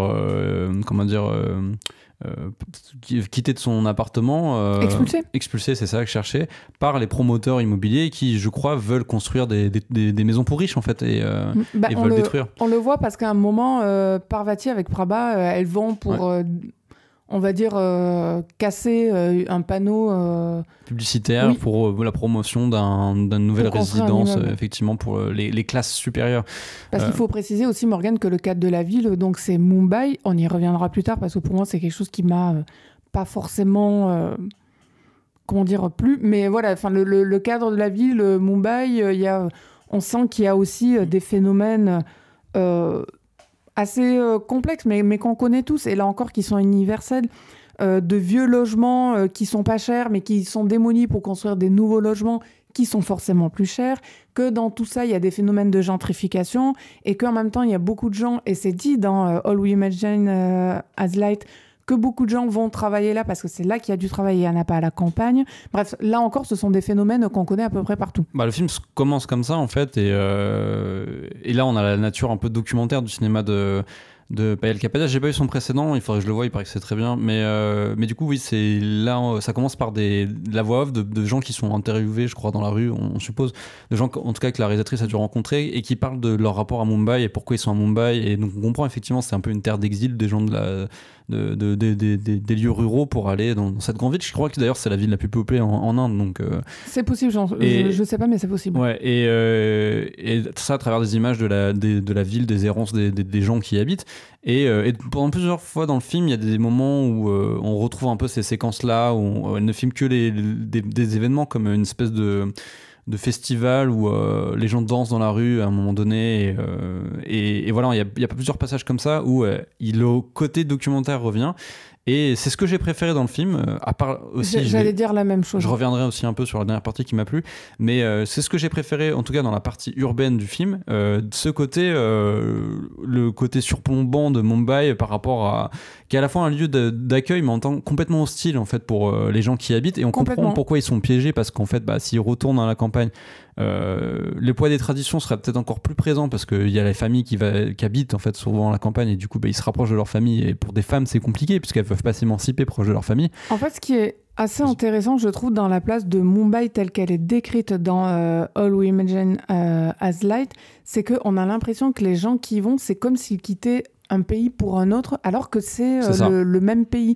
Mais l'Inde, en même temps, c'est tellement grand, et puis c'est le pays le plus peuplé au monde aujourd'hui, que voilà, on sent que dans les échelles, dans le rapport ville-campagne et autres, c'est assez particulier. C'est vraiment spécifique à l'Inde, quoi. Ouais, et donc oui, du coup, c'est vraiment à la fois accueillant, mais aussi hostile, justement, pour le fait que c'est une grande ville, ça fourmille, ça foisonne, et effectivement, on voit encore plus les écarts entre les riches et les pauvres. Il y a les privilèges qui sont encore plus à la face des personnages. Enfin, je veux dire, c'est encore plus terrible de cette manière-là. Même si dans le film, on voit pas spécialement de riches, sauf à juste un tout petit moment. C'est justement quand Parvati risque l'expulsion de son logement et que Prabha l'emmène voir un avocat, et qu'on voit un homme en chemise très blanche dans un cadre bien plus aisé que celui qu'elle connaisse à l'hôpital. Mais sinon, voilà, ce sont pas des catégories de population sur lesquelles on se focalise dans le film. Non, on se focalise surtout sur le côté populaire, les petites gens, quoi. Oui, et même, j'irais même plus loin sur l'histoire intime de chacune de ces femmes. Exactement, et c'est là où le film, pour moi, est plus bancal, parce que en fait, tout ce qui est le côté intime du film, pour moi, c'est à la fois effectivement louable, intéressant, féministe, sororité, etc. C'est très bien, mais j'ai l'impression d'avoir quand même un scénario un peu catalogué sur ce qui se fait un peu en ce moment dans le cinéma d'auteur, de festival, notamment le fait que ce soit une espèce de portrait de 3 femmes qui sont liées. En vrai, on aurait pu se contenter d'une seule, ou peut-être de 2, pas de 3. Enfin voilà. Et... En fait, il y a un sentiment de déjà vu, je trouve, Morgane, par rapport à ça. Voilà, c'est ça, et du coup. Et en même temps, c'est bien parce que ça se passe en Inde, et effectivement, c'est bien d'ailleurs que ce cinéma existe en Inde et pas que le cinéma qui est très bien. Hein. Sûrement, j'ai pas vu RRR ou les films qui marchent beaucoup en ce moment indiens en France, mais c'est bien aussi de montrer qu'en Inde, il y a un cinéma indépendant, il n'y a pas que le cinéma qui cartonne, et aussi il n'y a pas de cinéma que du cinéma qui est lié aux visions politiques du gouvernement, qui sont des cinémas dissidents. Oui, c'est ce que j'allais dire, Morgane, parce que par rapport à ce film, Kapadia, moi en dehors de la ville de Mumbai, s'il y a une chose que j'ai trouvée assez forte, c'est la relation de Anu avec son petit ami musulman. Enfin, je me dis... qui est le plus politique du film, au final. Bien sûr, parce que c'est peut-être pour cet arc de son film que Kapadia a pris le plus de risques, en fait. Mm-hmm. Enfin, je veux dire, d'ailleurs, on le voit dans le film, c'est-à-dire que Anu, elle vit cachée son histoire d'amour. Et en même temps, il y a un autre personnage qui vient dire donc à sa colocataire Prabha, qui est quelque part, pour moi, le personnage principal du film. C'est le personnage principal du film. Attention, il y a des rumeurs comme quoi ta colocataire, elle sort avec un musulman. Enfin, on voit que c'est très mal vu. On voit qu'ils sont extrêmement discriminés. Enfin, on voit. Disons que c'est pas tant qu'on le voit, parce qu'on ne voit pas d'acte précis de discrimination. Et là, pour le coup, pour moi, c'est au crédit du film, c'est-à-dire ça montre une certaine intelligence, c'est qu'on est plus dans le fait de faire sentir cette discrimination que de la montrer. Et on la fait sentir par le fait qu'ils vivent cachés, comme je l'ai dit, par le fait que ils ont du mal tout simplement à se réunir pour s'unir, pour faire l'amour. On voit que c'est compliqué aussi dans la manière de se présenter mutuellement à leurs entourages. Les parents de la fille, Enfin, je veux dire, c'est même pas, il n'est même pas question d'en parler. D'ailleurs, on les voit jamais dans le film parce que, bon, au final, ça donnerait lieu à des scènes prévisibles, quelque part. Oui, on a juste leur présence qui est là, où elles reçoivent notamment des messages des parents avec des photos de prétendants hindis, pas des prétendants musulmans, parce que c'est une indie, il faut qu'elle reste avec un indie. Avec une scène que j'ai trouvée très drôle, où elle et son petit ami caricaturent, voilà, ils imaginent un peu quels sont les êtres humains derrière ces photos. Et ces profils, en fait. Ouais. Voilà. Et en même temps, elle, ça lui permet d'exorciser quelque part ce à quoi son destin est censé, on va dire... la mener. La mener, exactement, merci, je cherchais mes mots. C'est-à-dire de rentrer dans un mariage forcé, tout simplement. Oui, quoi. Qui est représenté par Prabha, en fait. Mais en fait, tout ça est très intelligent, très bien écrit, mais trop fil blanc, peut-être. Je trouve. Ça. Mais tu vois, il y a quand même... bon, j'ai pas trop aimé le film, mais il y a des instants de grâce que j'ai aimés à l'intérieur du film, notamment quand, au final, ils arrivent, ces deux-là, à se retrouver dans un cadre, on va dire, qui est plus à la campagne, qui n'est pas la ville, et qu'au final, c'est ce cadre-là plus désertique, qui n'est pas tout à fait désert, mais où il y a moins de monde. Mais au final, c'est même au-delà de la campagne, c'est la jungle, en fait. C'est un endroit où il n'y a plus d'humains, hein, quasiment. Enfin, c'est déjà, ça. ils sont dans une grotte au début, puis voilà. Et c'est ça qui leur permet de se retrouver, et le fait que la cinéaste, elle montre comme ça ces retrouvailles, et qu'ils arrivent à s'aimer à l'abri des regards, voilà, ça j'ai trouvé ça très beau. Ça m'a touchée. Enfin, qu'elle montre que ce soit quand même possible. Et bon, forcément, ça a une portée politique. C'est-à-dire, en montrant ça, elle nous dit aussi quelque part, Capadia, que c'est l'un des crimes, parce qu'on est obligé de parler de crimes. Enfin, c'est un peu c'est des crimes, ouais, des violences contre les musulmans qui sont assez vénères. Ouais. Enfin, je veux dire, il y a eu... et on n'en parle pas tant que ça en France, au final. Mais voilà, en montrant cette scène d'amour, c'est un peu sa réponse à tous les crimes qui sont perpétrés en Inde, on va dire aussi sous l'œil de Modi, tu vois. Enfin, je veux dire, par exemple, je sais pas si tu te souviens, mais plus, mais de mémoire, je sais plus s'il est Premier ministre du pays, je crois que oui. Je sais plus, mais je sais pas si tu te souviens, pour contextualiser, par exemple, il y avait Nadav Lapid, cinéaste israélien, qui a fait notamment le Genou d'Aed et Synonyme, qui avait été président du jury d'un festival en Inde et qui avait fait un discours pour donc donner les prix des films, et il avait précisé qu'ils avaient détesté un film, le jury et lui, qui était le film qui avait eu le plus de succès auprès du public et de la critique indienne, hein, je sais plus le nom, hein, mais qui était un film de propagande assez énervé apparemment quand même, où il y a des gens qui se font, des musulmans qui se font tuer, enfin des musulmans qui sont plutôt montrés comme justement des gens qui violent, etc. Pour vraiment activer la haine envers le peuple musulman, et ça avait fait scandale en Inde, ça, et puis bon, on se doute que Nadav Lapid il ne retournera pas de sitôt en Inde. Mais voilà, c'est tout un contexte effectivement qu'en France on n'est pas forcément au courant, mais et en plus c'est un cinéma, mais qui est subventionné par les autorités. Exactement, hein. voilà. Et donc Modi est toujours Premier ministre, j'ai vérifié. Merci Julie. Et du coup effectivement, Capadia qui fait un film comme ça, c'est courageux de sa part. Et voilà, donc c'est pas du tout pour critiquer ça, mais c'est vrai que le film, en dehors de ça, le côté peut-être un peu trop cousu de fil blanc m'a un peu sorti, mais il y a quand même un dispositif de mise en scène qui est intéressant dans le film, c'est le côté jour-nuit, l'alternance jour et nuit, qui en fait on comprend que la nuit, où il y a plus d'images peut-être documentaires, plus d'errance visuelle, plus de choses là, c'est un peu ce moment-là où Capadia est vraiment plus intéressé, parce qu'elle retrouve peut-être un peu ses réflexes de documentariste, et qui permettent de montrer notamment les personnages féminins dans leur face cachée, intérieure, intime, notamment c'est là qu'elle rencontre, enfin qu'elle voit à nous son ami, enfin son amoureux, son amant en cachette. C'est là aussi. En fait, c'est là que les femmes, effectivement, elles peuvent être elles-mêmes. C'est dans la face cachée de la nuit. Voilà, ou par exemple que Prabha repense à son mari, a notamment une vision de son mari, et aussi lui dit ce qu'elle pense de ce qu'il a fait, le fait d'avoir quitté le pays et vécu en Allemagne, et elle restée comme prisonnée, cloisonnée à Mumbai. Mais tu vois, par rapport au personnage de Prabha, Morgane, en t'écoutant, je pense que c'est ça qui fait que j'ai pas forcément apprécié le film. C'est que donc sur ces 3 générations de femmes, c'est celle du milieu dont on a le point de vue de façon principale dans All We Imagine As Light. Et comme c'est des 3 histoires, celle qui m'a le moins captivée, de fait, ça a joué sur mon appréciation du film. Parce que par rapport aux autres histoires, c'est-à-dire que les deux autres histoires, quand on y pense, elles sont très réalistes, très documentaires, même dans la manière dont elles sont filmées. Mais je veux dire, il n'y a pas d'éléments qui semblent un petit peu fantastiques ou magiques ou je ne sais quoi. Mais en fait, celle de Prabha, comme finalement, il ne se passe pas grand-chose, tout ce qui se passe, en fait, est surtout dans sa tête plutôt que dans le réel. C'est-à-dire, c'est pas elle...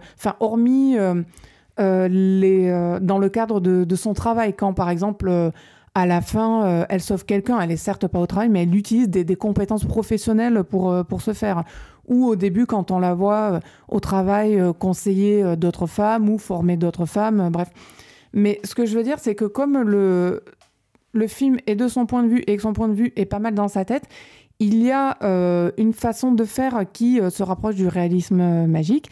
Et ça, c'est toi, Morgane, qui l'avais dit quand on est sorti du film, mais c'est vrai, qui se rapproche aussi, notamment à la fin, du cinéma de Apichatpong Veerasettakul. Et moi, c'est ça qui m'a moins intéressée parce que c'est tout ça, c'est ce cinéma-là, dans la jungle, etc. Mais je trouve que c'est tout ça en moins bien. Et n'étant pas une fan de réalisme magique et trouvant qu'on voit beaucoup trop ça dans les films, dans la littérature, etc., ça m'a vraiment fait sortir du film. Alors, il faudrait que je donne des éléments plus concrets parce que tout le monde ne sait pas forcément ce que c'est le réalisme magique. C'est pas évident à définir, donc si tu veux m'aider, Morgane, par rapport à ça. Mais je dirais que c'est dans une fiction, ce sont des éléments... qui n'ont pas l'air réels, mais qui sont faits passer comme étant absolument réels. Et du coup, ça donne une impression d'étrangeté, pas forcément hostile, mais d'étrangeté tout de même. Pour donner des exemples concrets, par exemple, dans le film, donc, pour moi, il y a deux éléments issus du réalisme magique principaux. Il y a le premier qui est un peu le déclencheur de tout, c'est quand elle reçoit l'autocuiseur. Donc pourquoi ce serait son mari qui ne lui a pas parlé depuis un an qui lui enverra un autocuiseur, mais l'autocuiseur est quand même là.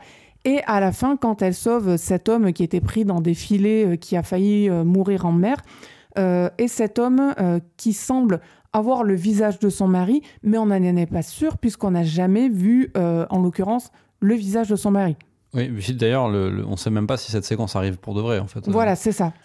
Est-ce qu'on est vraiment dans le réalisme magique, du coup ? Moi, je trouve que en tout cas, oui. c'est moins prononcé que chez Veerasettakul, qui lui fait côtoyer des personnages avec... Lui, il confond tout et c'est pas un défaut, voilà. Mais il le fait exprès, quoi. Par exemple, dans Cool Bunmi, il y a un mec qui est mort et qui parle avec... qui est à côté de ses enfants encore vivants, et c'est normal. Enfin, voilà, où il y a un enfant qui est devenu un singe et c'est normal qu'il vient manger à la table avec... Voilà, c'est des choses qui sont beaucoup plus radicales, peut-être beaucoup plus extrêmes, c'est plus assumé. Étranges chez Apichatpong, qui est peut-être un plus grand cinéaste encore que Kabada, mais elle est encore au début de sa carrière. Mais et c'est très bien pour un premier film de fiction, je dis pas. C'est ça. Mais Kapadia, je trouve quand même qu'elle arrive un peu... Alors, il y a de la sensualité chez Apichatpong, il y en a beaucoup de la sensualité chez Apichatpong, il faut pas le... Mais là, on est dans un truc un peu plus féminin, peut-être encore, notamment la scène Enfin, toutes les scènes, en tout cas, qui réunissent Anu et son amant, et notamment la scène finale où ils sont sur une plage... Enfin, c'est pas une plage, mais il y a un peu de sable, mais on devine, et c'est pas très loin de la plage, et ils ont un rapport.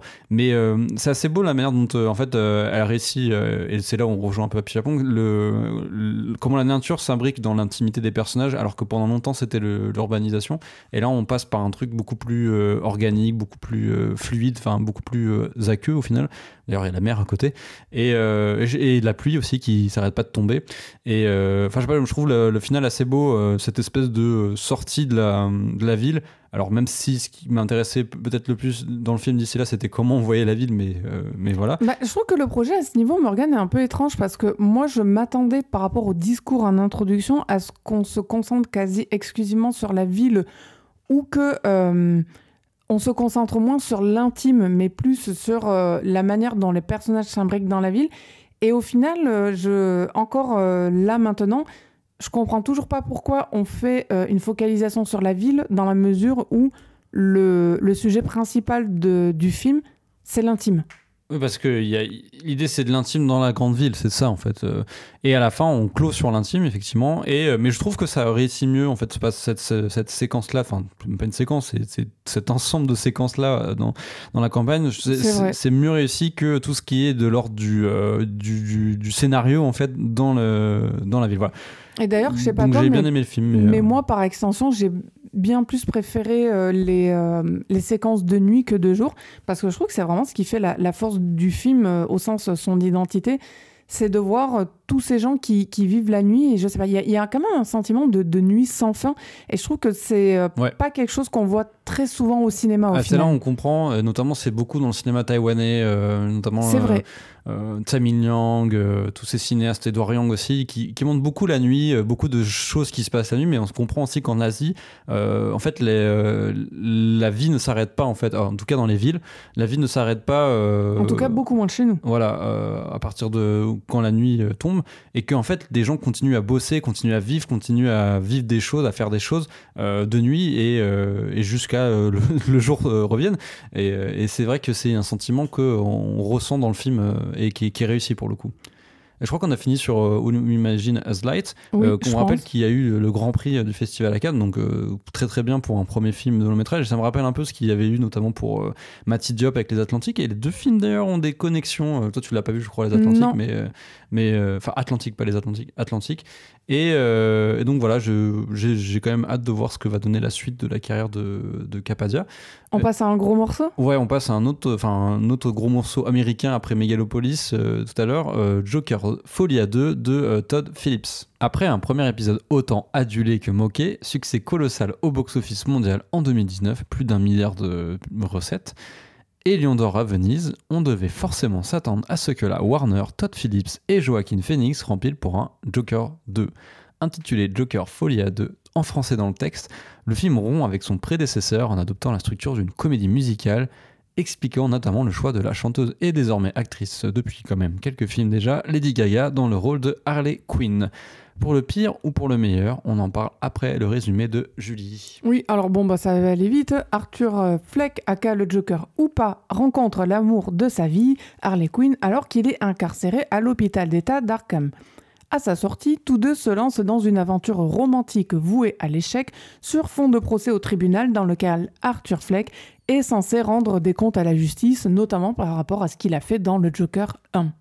Oui, alors moi le Joker 1, c'est pas mon film préféré de la décennie dernière, c'est même loin d'être mon film préféré de 2019, mais... Moi c'était mon film préféré de l'année 2019. Oui, c'est pour ça aussi que je dis voilà, ça. ça y est, tout le monde est au courant, j'ai aimé un film Joker. Non, j'espère pas. Mais pour moi c'était pas un film raté comme beaucoup le disaient, pas tout le monde d'ailleurs, il y avait quand même des gens qui avaient aimé le film, d'ailleurs il avait aussi eu l'Oscar je crois, Joaquin Phoenix, enfin c'était un film de qualité presque par accident d'une certaine manière, parce qu'il y avait je sens ce que voulait faire Todd Phillips, une espèce de portrait de l'époque et à travers un film qui rend hommage au cinéma des années 70, notamment Taxi Driver, etc. Et ça c'était réussi, même s'il y avait des trucs qui m'avaient un peu saoulé, genre en fait il a tout inventé, l'histoire avec la fille, c'était cousu de fil blanc, je m'en doutais, mais le reste était plutôt réussi, notamment toute l'espèce de fin où ça allait un peu avec l'époque en fait. C'est quoi, un an après où il y a eu le Capitole là, donc on n'était pas très loin de ça, c'était assez fou. Le film est sorti au bon moment. Après il y a une chose dont on doit parler, Morgane, avant de rentrer dans le vif du sujet pour le Joker 2, c'est que le premier comme le 2... Folie à deux. Oui, Folie à deux, je rigole, tu peux dire Joker 2. je trouve par contre ce titre je le trouve ridicule, enfin Folie à deux, bon... Enfin, on y reviendra après, mais ça, c'est quand même un des défauts du film, c'est que le Joker 2, il est pas si fou que ça. Oui, enfin, bien lui sûr. est peut-être fou, mais le film en soi n'est pas si fou que ça. Enfin, on n'est pas dans la folie, quoi. Oui. On aurait pu dire Balade à deux, ça aurait été pareil, bref. Mais non, en fait, ce que je voulais dire, c'est que le 1 comme le 2, je t'avoue, je sais pas trop pourquoi. Enfin, dans le sens où je trouve ça assez ridicule, ce sont des films qui hystérisent le débat entre spectateurs de cinéma. C'est un film de super-héros en fait, c'est pour ça tout simplement. Ouais, c'est mais... un film DC Comics Et je pense que le problème, c'est que c'est le film. Enfin, tout le monde a l'air fou, quoi. Enfin, par rapport à ces deux films, je comprends pas. C'est le film DC Comics qui s'assume le moins comme un film de super-héros, mais en même temps, ça l'est. Hein. Le Joker, il sort pas de nulle part. C'est une figure pop culture, super-héros qui existe et qui a été déjà adapté dans plusieurs films, déjà 3 films, maintenant 4 d'ailleurs, avec Joker 2, et on le voit un petit peu dans The Batman à la fin, et il y a eu les dessins animés, etc. Donc voilà, mais en même temps, tu as l'impression que, comme Todd Phillips, il veut pas faire qu'un film de super-héros, il veut aussi faire un film de cinéma qui rend hommage à Scorsese, à tous ces grands cinéastes-là. Il a une vision et il veut montrer... il a des choses à dire et il veut montrer ce qu'il a à dire, quoi. Enfin, je veux dire, il veut pas se coller à une espèce... Alors, d'ailleurs, par rapport à ça, Morgane, je dirais que c'est un peu Todd Phillips, l'anti-Denis Villeneuve.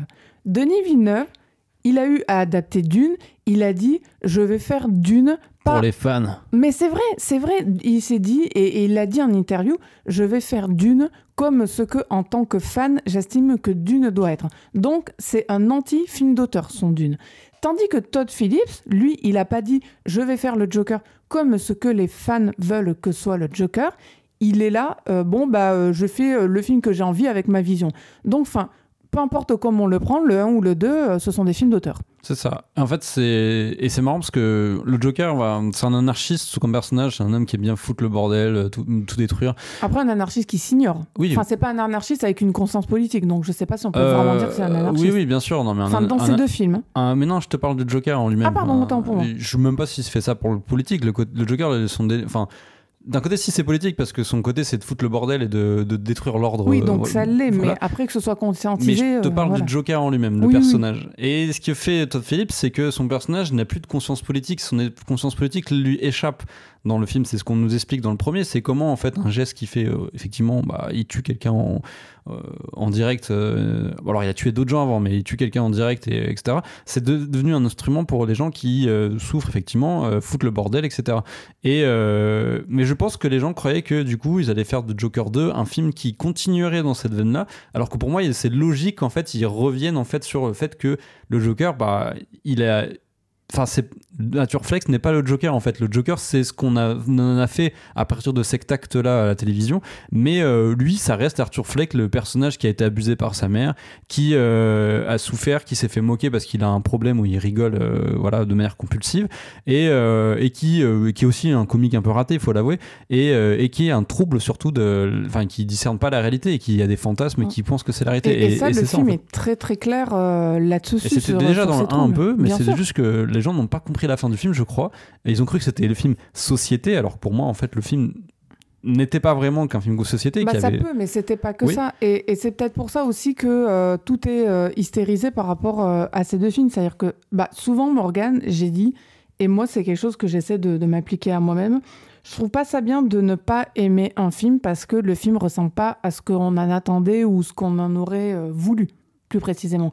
Et là, qu'est-ce qui se passe ? Il se passe que sur le Joker 2, les gens voulaient énormément de choses. Enfin, je veux dire, c'était peut-être l'un des films qui sortait cette année, à propos duquel les gens voulaient le plus de choses. Ils voulaient que ça ressemble avec le plus d'attentes. Oui, voilà, les gens ils voulaient que ça ressemble à ceci, à cela, que Arthur Fleck dedans, il fasse un numéro de claquette. Il fait un numéro de claquette. Après, c'est assez marrant parce que le film, ça fait 2 ans qu'il l'a annoncé, qu'il dit que ça va être une comédie musicale. Il y a des gens, ils sortent de nulle part, ils font « Ah, mais c'est une comédie musicale ». Voilà, mais ça, c'est fou quand même. Lis les news, je sais pas, renseigne-toi sur le film. Non, mais c'était assumé. Tout a été assumé depuis le début. Part peut-être dans l'abondance, mais... Alors voilà, c'est ça. Alors on va évacuer ce sujet-là. Moi, c'est quelque chose qui m'a surpris parce que ça arrive pas souvent. Il y a eu des images dans la bande-annonce, d'ailleurs que je trouvais ridicule, je le dis, devant le procès, en sortant du procès sur les marches, le perron du tribunal, entre Lady Gaga et Joaquin Phoenix. Bon, et au final, c'est pas dans le film. Ça faisait peur, effectivement. Voilà, il reproduisait la scène où il faisait un coup de pied sur l'escalier du Bronx. Et, je suis très contente qu'elle ne soit pas dans le film. Voilà, c'est ça. Mais c'est pas c'était souvent hors de propos, que, si on regarde le film. Non, mais surtout sur un film aussi gros, on va dire, en termes de budget, c'est rare, je trouve, qu'on ait des images dans une BA qui ne soient pas dans un film. Bon. Déjà, ça, je veux dire, c'était à mentionner, mais c'est... Après, c'était peut-être dans une séquence musicale qu'il a retiré du montage. C'est très possible. Mais en tout cas, pour en revenir à ce qui se passe au niveau du Joker Folie à 2, moi, je trouve qu'on est en train d'assister par rapport à ça à une espèce d'hallucination collective où le film se fait bâcher, mais d'une force, et...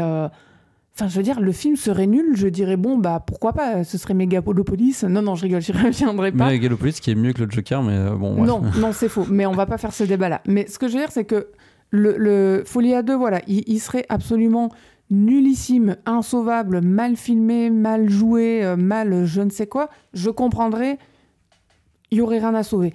Mais enfin, là, c'est pas un film nul. Enfin, je dis pas que c'est un film génial, mais c'est pas un film nul pour autant. C'est vrai que tu parles de simulation collective, parce que la critique est rentrée dans le jeu aussi. Oui, et je comprends pas pourquoi. Enfin, je comprends pas les raisons de ça. Mais ça mériterait quasiment un article, un dossier, un essai, je n'en sais rien. Enfin, pas la critique française, la critique américaine, je voulais préciser. C'est très étrange. On dirait que tout le monde s'est ligué contre un film qui n'en méritait absolument pas autant. Enfin, je veux dire, bon, ben, on va rentrer un peu dans les détails. Bon, c'est une comédie musicale. Est-ce que les chansons du film sont nulles ou pas? Non, c'est pas le cas. Enfin, les chansons sont pas nulles. Il y en a une ou deux qui sont assez bien. Les autres sont pas forcément... génial non plus, mais les numéros musicaux sont sympas. Ça fait très Broadway, ça fait très comédie musicale à l'ancienne. Ça fait un peu trop Broadway, en fait, c'est ça. On en reviendra, mais ça fait un peu trop Broadway. Enfin, ça fait comédie musicale à l'ancienne. Bon, enfin, voilà, je veux dire, Todd Phillips, c'est pas le seul à avoir fait ça. Chazelle, il a fait ça dans La La Land. Est-ce qu'on a pour autant embêté... La La Land, c'était un peu plus libéré, quand même, mais je vois ce que tu veux dire. Enfin, ce que je veux dire, c'est que c'est pas le premier à faire ça.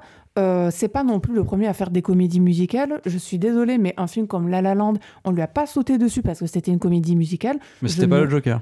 Mais c'est ça, en fait, le truc, c'est que je comprends pas pourquoi ça s'énerve autant, parce que le Joker 2, donc Folie à deux, est une comédie musicale. Enfin, est-ce que c'est si grave que ça? Je ne crois pas. Non, je sais pas. Enfin, moi, au-delà du fait que les gens critiquent la comédie musicale, moi, l'argument le plus malhonnête, je trouve, c'est que dire que, et je sais qu'il y a des gens que j'estime qui l'ont dit, mais bon, c'est pas grave, on aura peut-être un débat s'ils nous écoutent, de dire que le Joker Folie à deux crache sur la gueule de son spectateur, mais quel spectateur, en fait? Et qu'est-ce qu'il en a à foutre de se cracher à la gueule du spectateur s'il donne pas ce que le spectateur veut? On s'en fiche, en fait. Non, moi, je dirais plutôt que, alors ça, c'est vrai, c'est pas tant qu'il crache dessus que pour moi, il tend un miroir. Sinon, vous confirmez ce que vous avez critiqué quand le truc est sorti sur Variety, là, que en fait on va demander à des fans d'écrire les scénarios avec les scénaristes pour qu'on donne des films pour les fans. Bah faisons ça, faisons des films nazes qui font plaisir aux spectateurs. Moi je trouve qu'au contraire, Todd Phillips, il a été courageux de déconstruire entre guillemets la baudruche autour de son film, puisque lui-même je ne suis pas sûr qu'il y ait adhéré au premier plan, parce que vous avez fantasmé la conception d'un premier film. Vous pensiez que c'était un film qui faisait l'apologie du personnage société de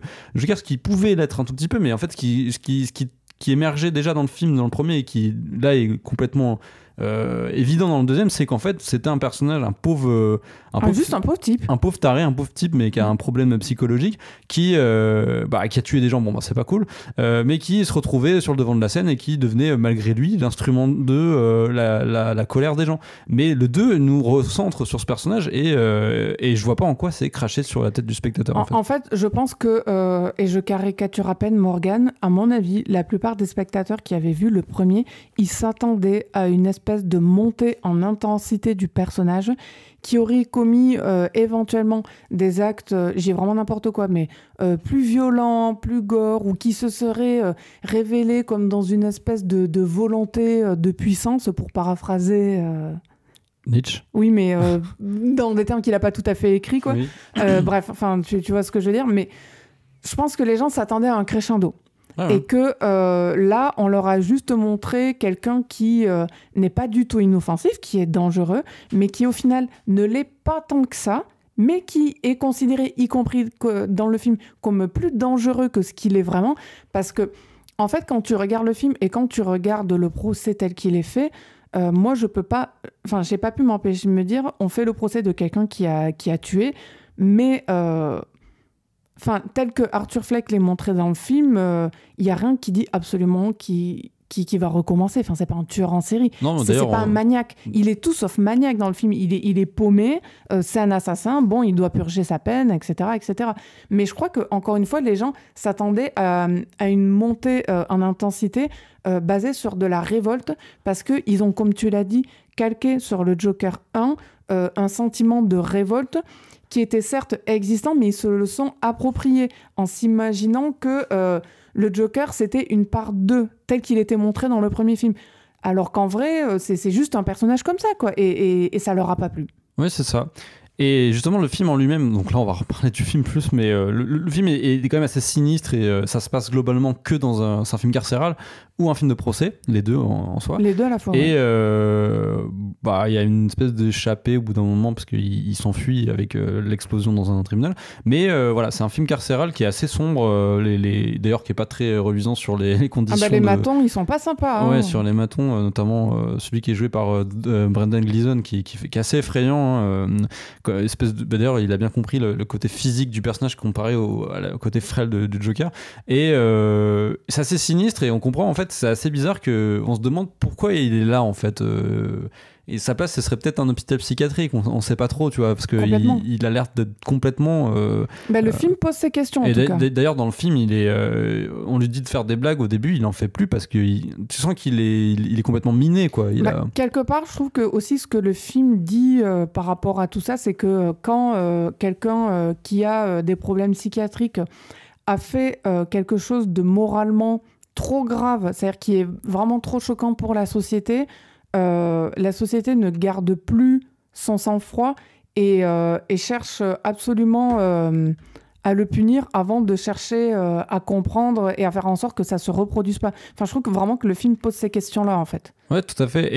Mais du coup, c'est un film intéressant sur la folie, en fait, et les gens qui ont des problèmes psy. Et c'est pour ça que le diptyque en lui-même est assez intéressant sur ça. Et justement, les imbrications d'éléments musicaux dans le film, qui sont pas tous géniaux, parce que, comme tu l'as dit, ça manque peut-être un peu de fantaisie, de folie. Et d'ailleurs, faut-il préciser, Morgane, par rapport à la folie, que tout... l'aspect musical du film se passe dans la tête de Arthur Fleck. C'est ce que j'allais dire, que du coup ces moments musicaux justement s'intègrent même dans la conception du personnage, dans sa folie, voilà. Et c'est pas juste une comédie musicale, tiens je vais faire une comédie musicale, et voilà, il y a une vraie logique, et c'est aussi ce qui fait que du coup il y a pas trop d'ancrage dans ces éléments musicaux, parce que t'as l'impression qu'ils arrivent comme ça, comme un cheveu sur la soupe, hein, comme on dit, qu'ils arrivent comme ça et sans trop de logique, sans de moments un peu qui va les introduire même. Faire une amorce. Et même il y a une vraie coupure, parce qu'en fait on sent vraiment qu'à un moment, alors il y a des moments les scènes musicales se déroulent dans l'espace réel, entre guillemets.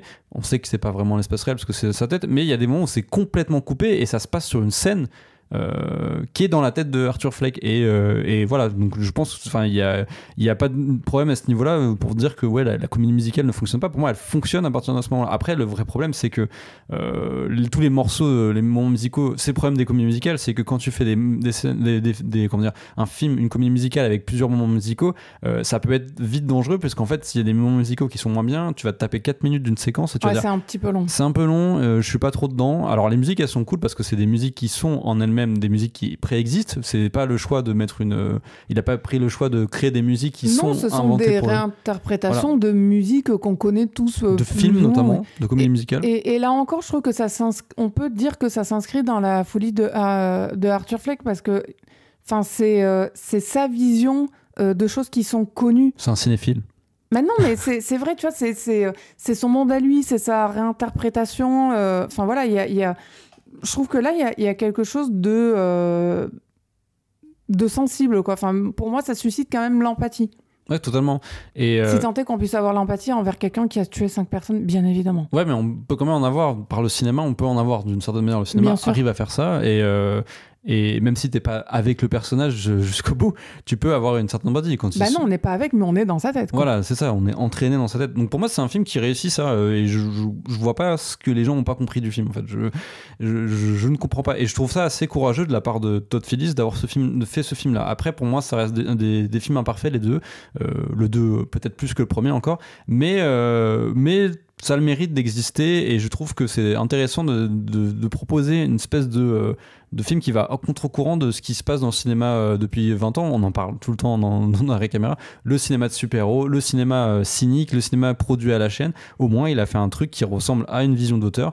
Et pour moi, je ne comprends pas pourquoi on dit que ce film est nul. Voilà. Bah oui, et puis quelque part, je trouve que Todd Phillips, il va même plus loin que l'anti-héros. Il va vers le pas de héros tout court. Oui, c'est ça. Et pourquoi pas, enfin, je veux dire... D'ailleurs, il n'y a pas de héros, d'ailleurs, il n'y a même pas de Batman, en fait, dans bien le sûr. Joker. Non, mais bien évidemment. C'est le Joker sans Batman. Je sais pas, moi j'ai l'impression que c'est le seul à avoir fait ça.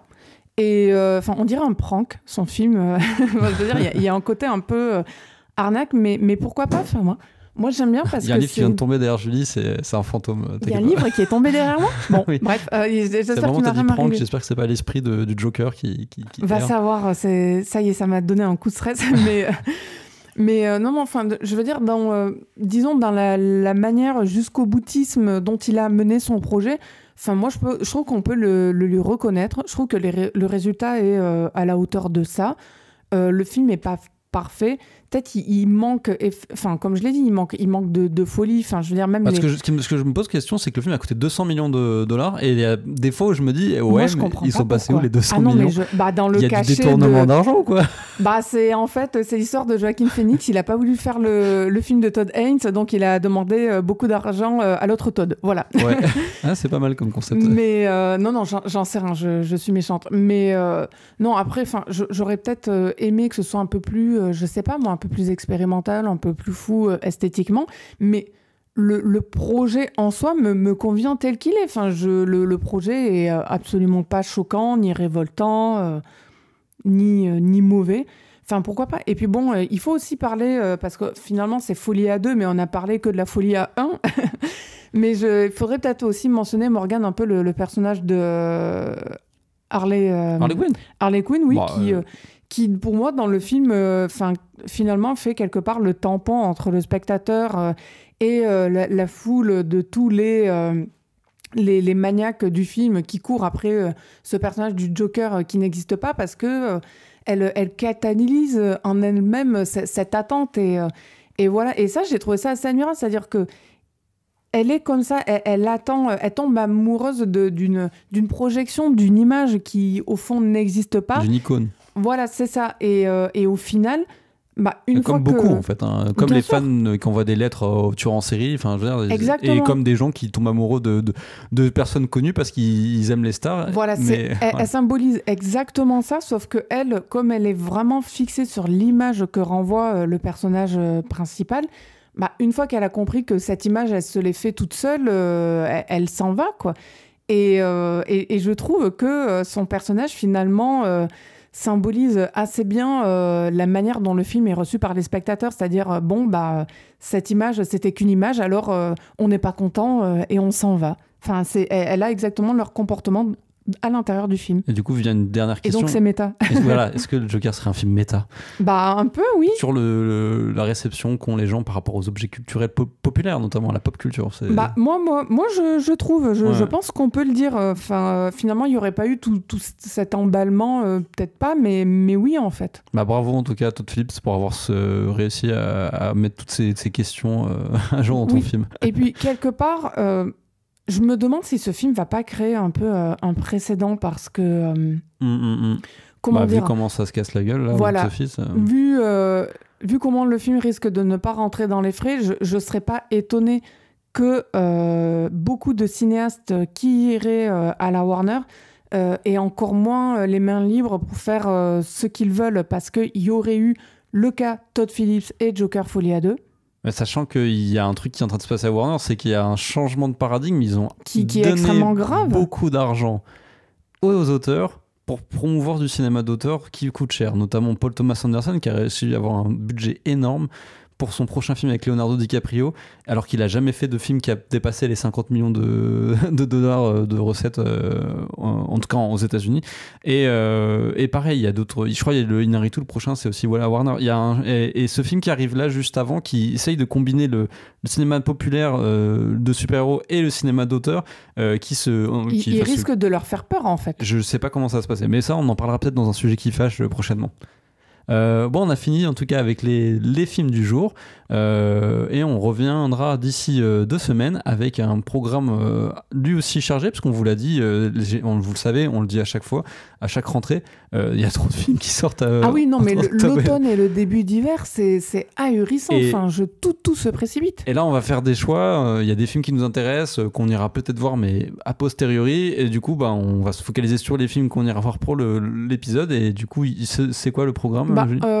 déjà, il y a The Apprentice qui... d'Ali Abbasi, ouais. Voilà, qui est un peu le biopic qui est honni par le premier concerné, donc Donald Trump. Sur la genèse, comment il a été influencé, je sais plus par qui en tout cas, mais par quelqu'un dans sa jeunesse pour devenir la personne qu'il est. Film qui était à Cannes d'ailleurs, moi j'ai assez hâte d'aller le voir. On avait déjà chroniqué Holy Spider il y a 2 ans.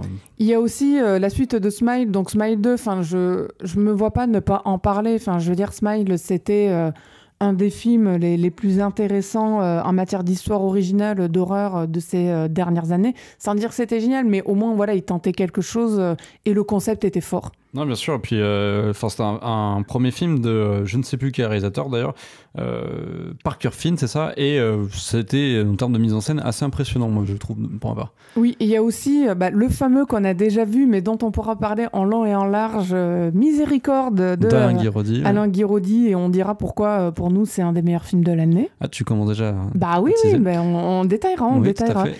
Et puis en dernier, moi je voulais voir aussi Nikki, qui est là encore un biopic sur Nikki de Saint-Phal par... Un premier film aussi. Oui. Par Céline Salette, qui est une actrice de base. Avec Charlotte Lebon dans le rôle principal. Et voilà, donc d'ici là, on vous souhaite de bons films, une bonne écoute surtout, et à bientôt. À bientôt.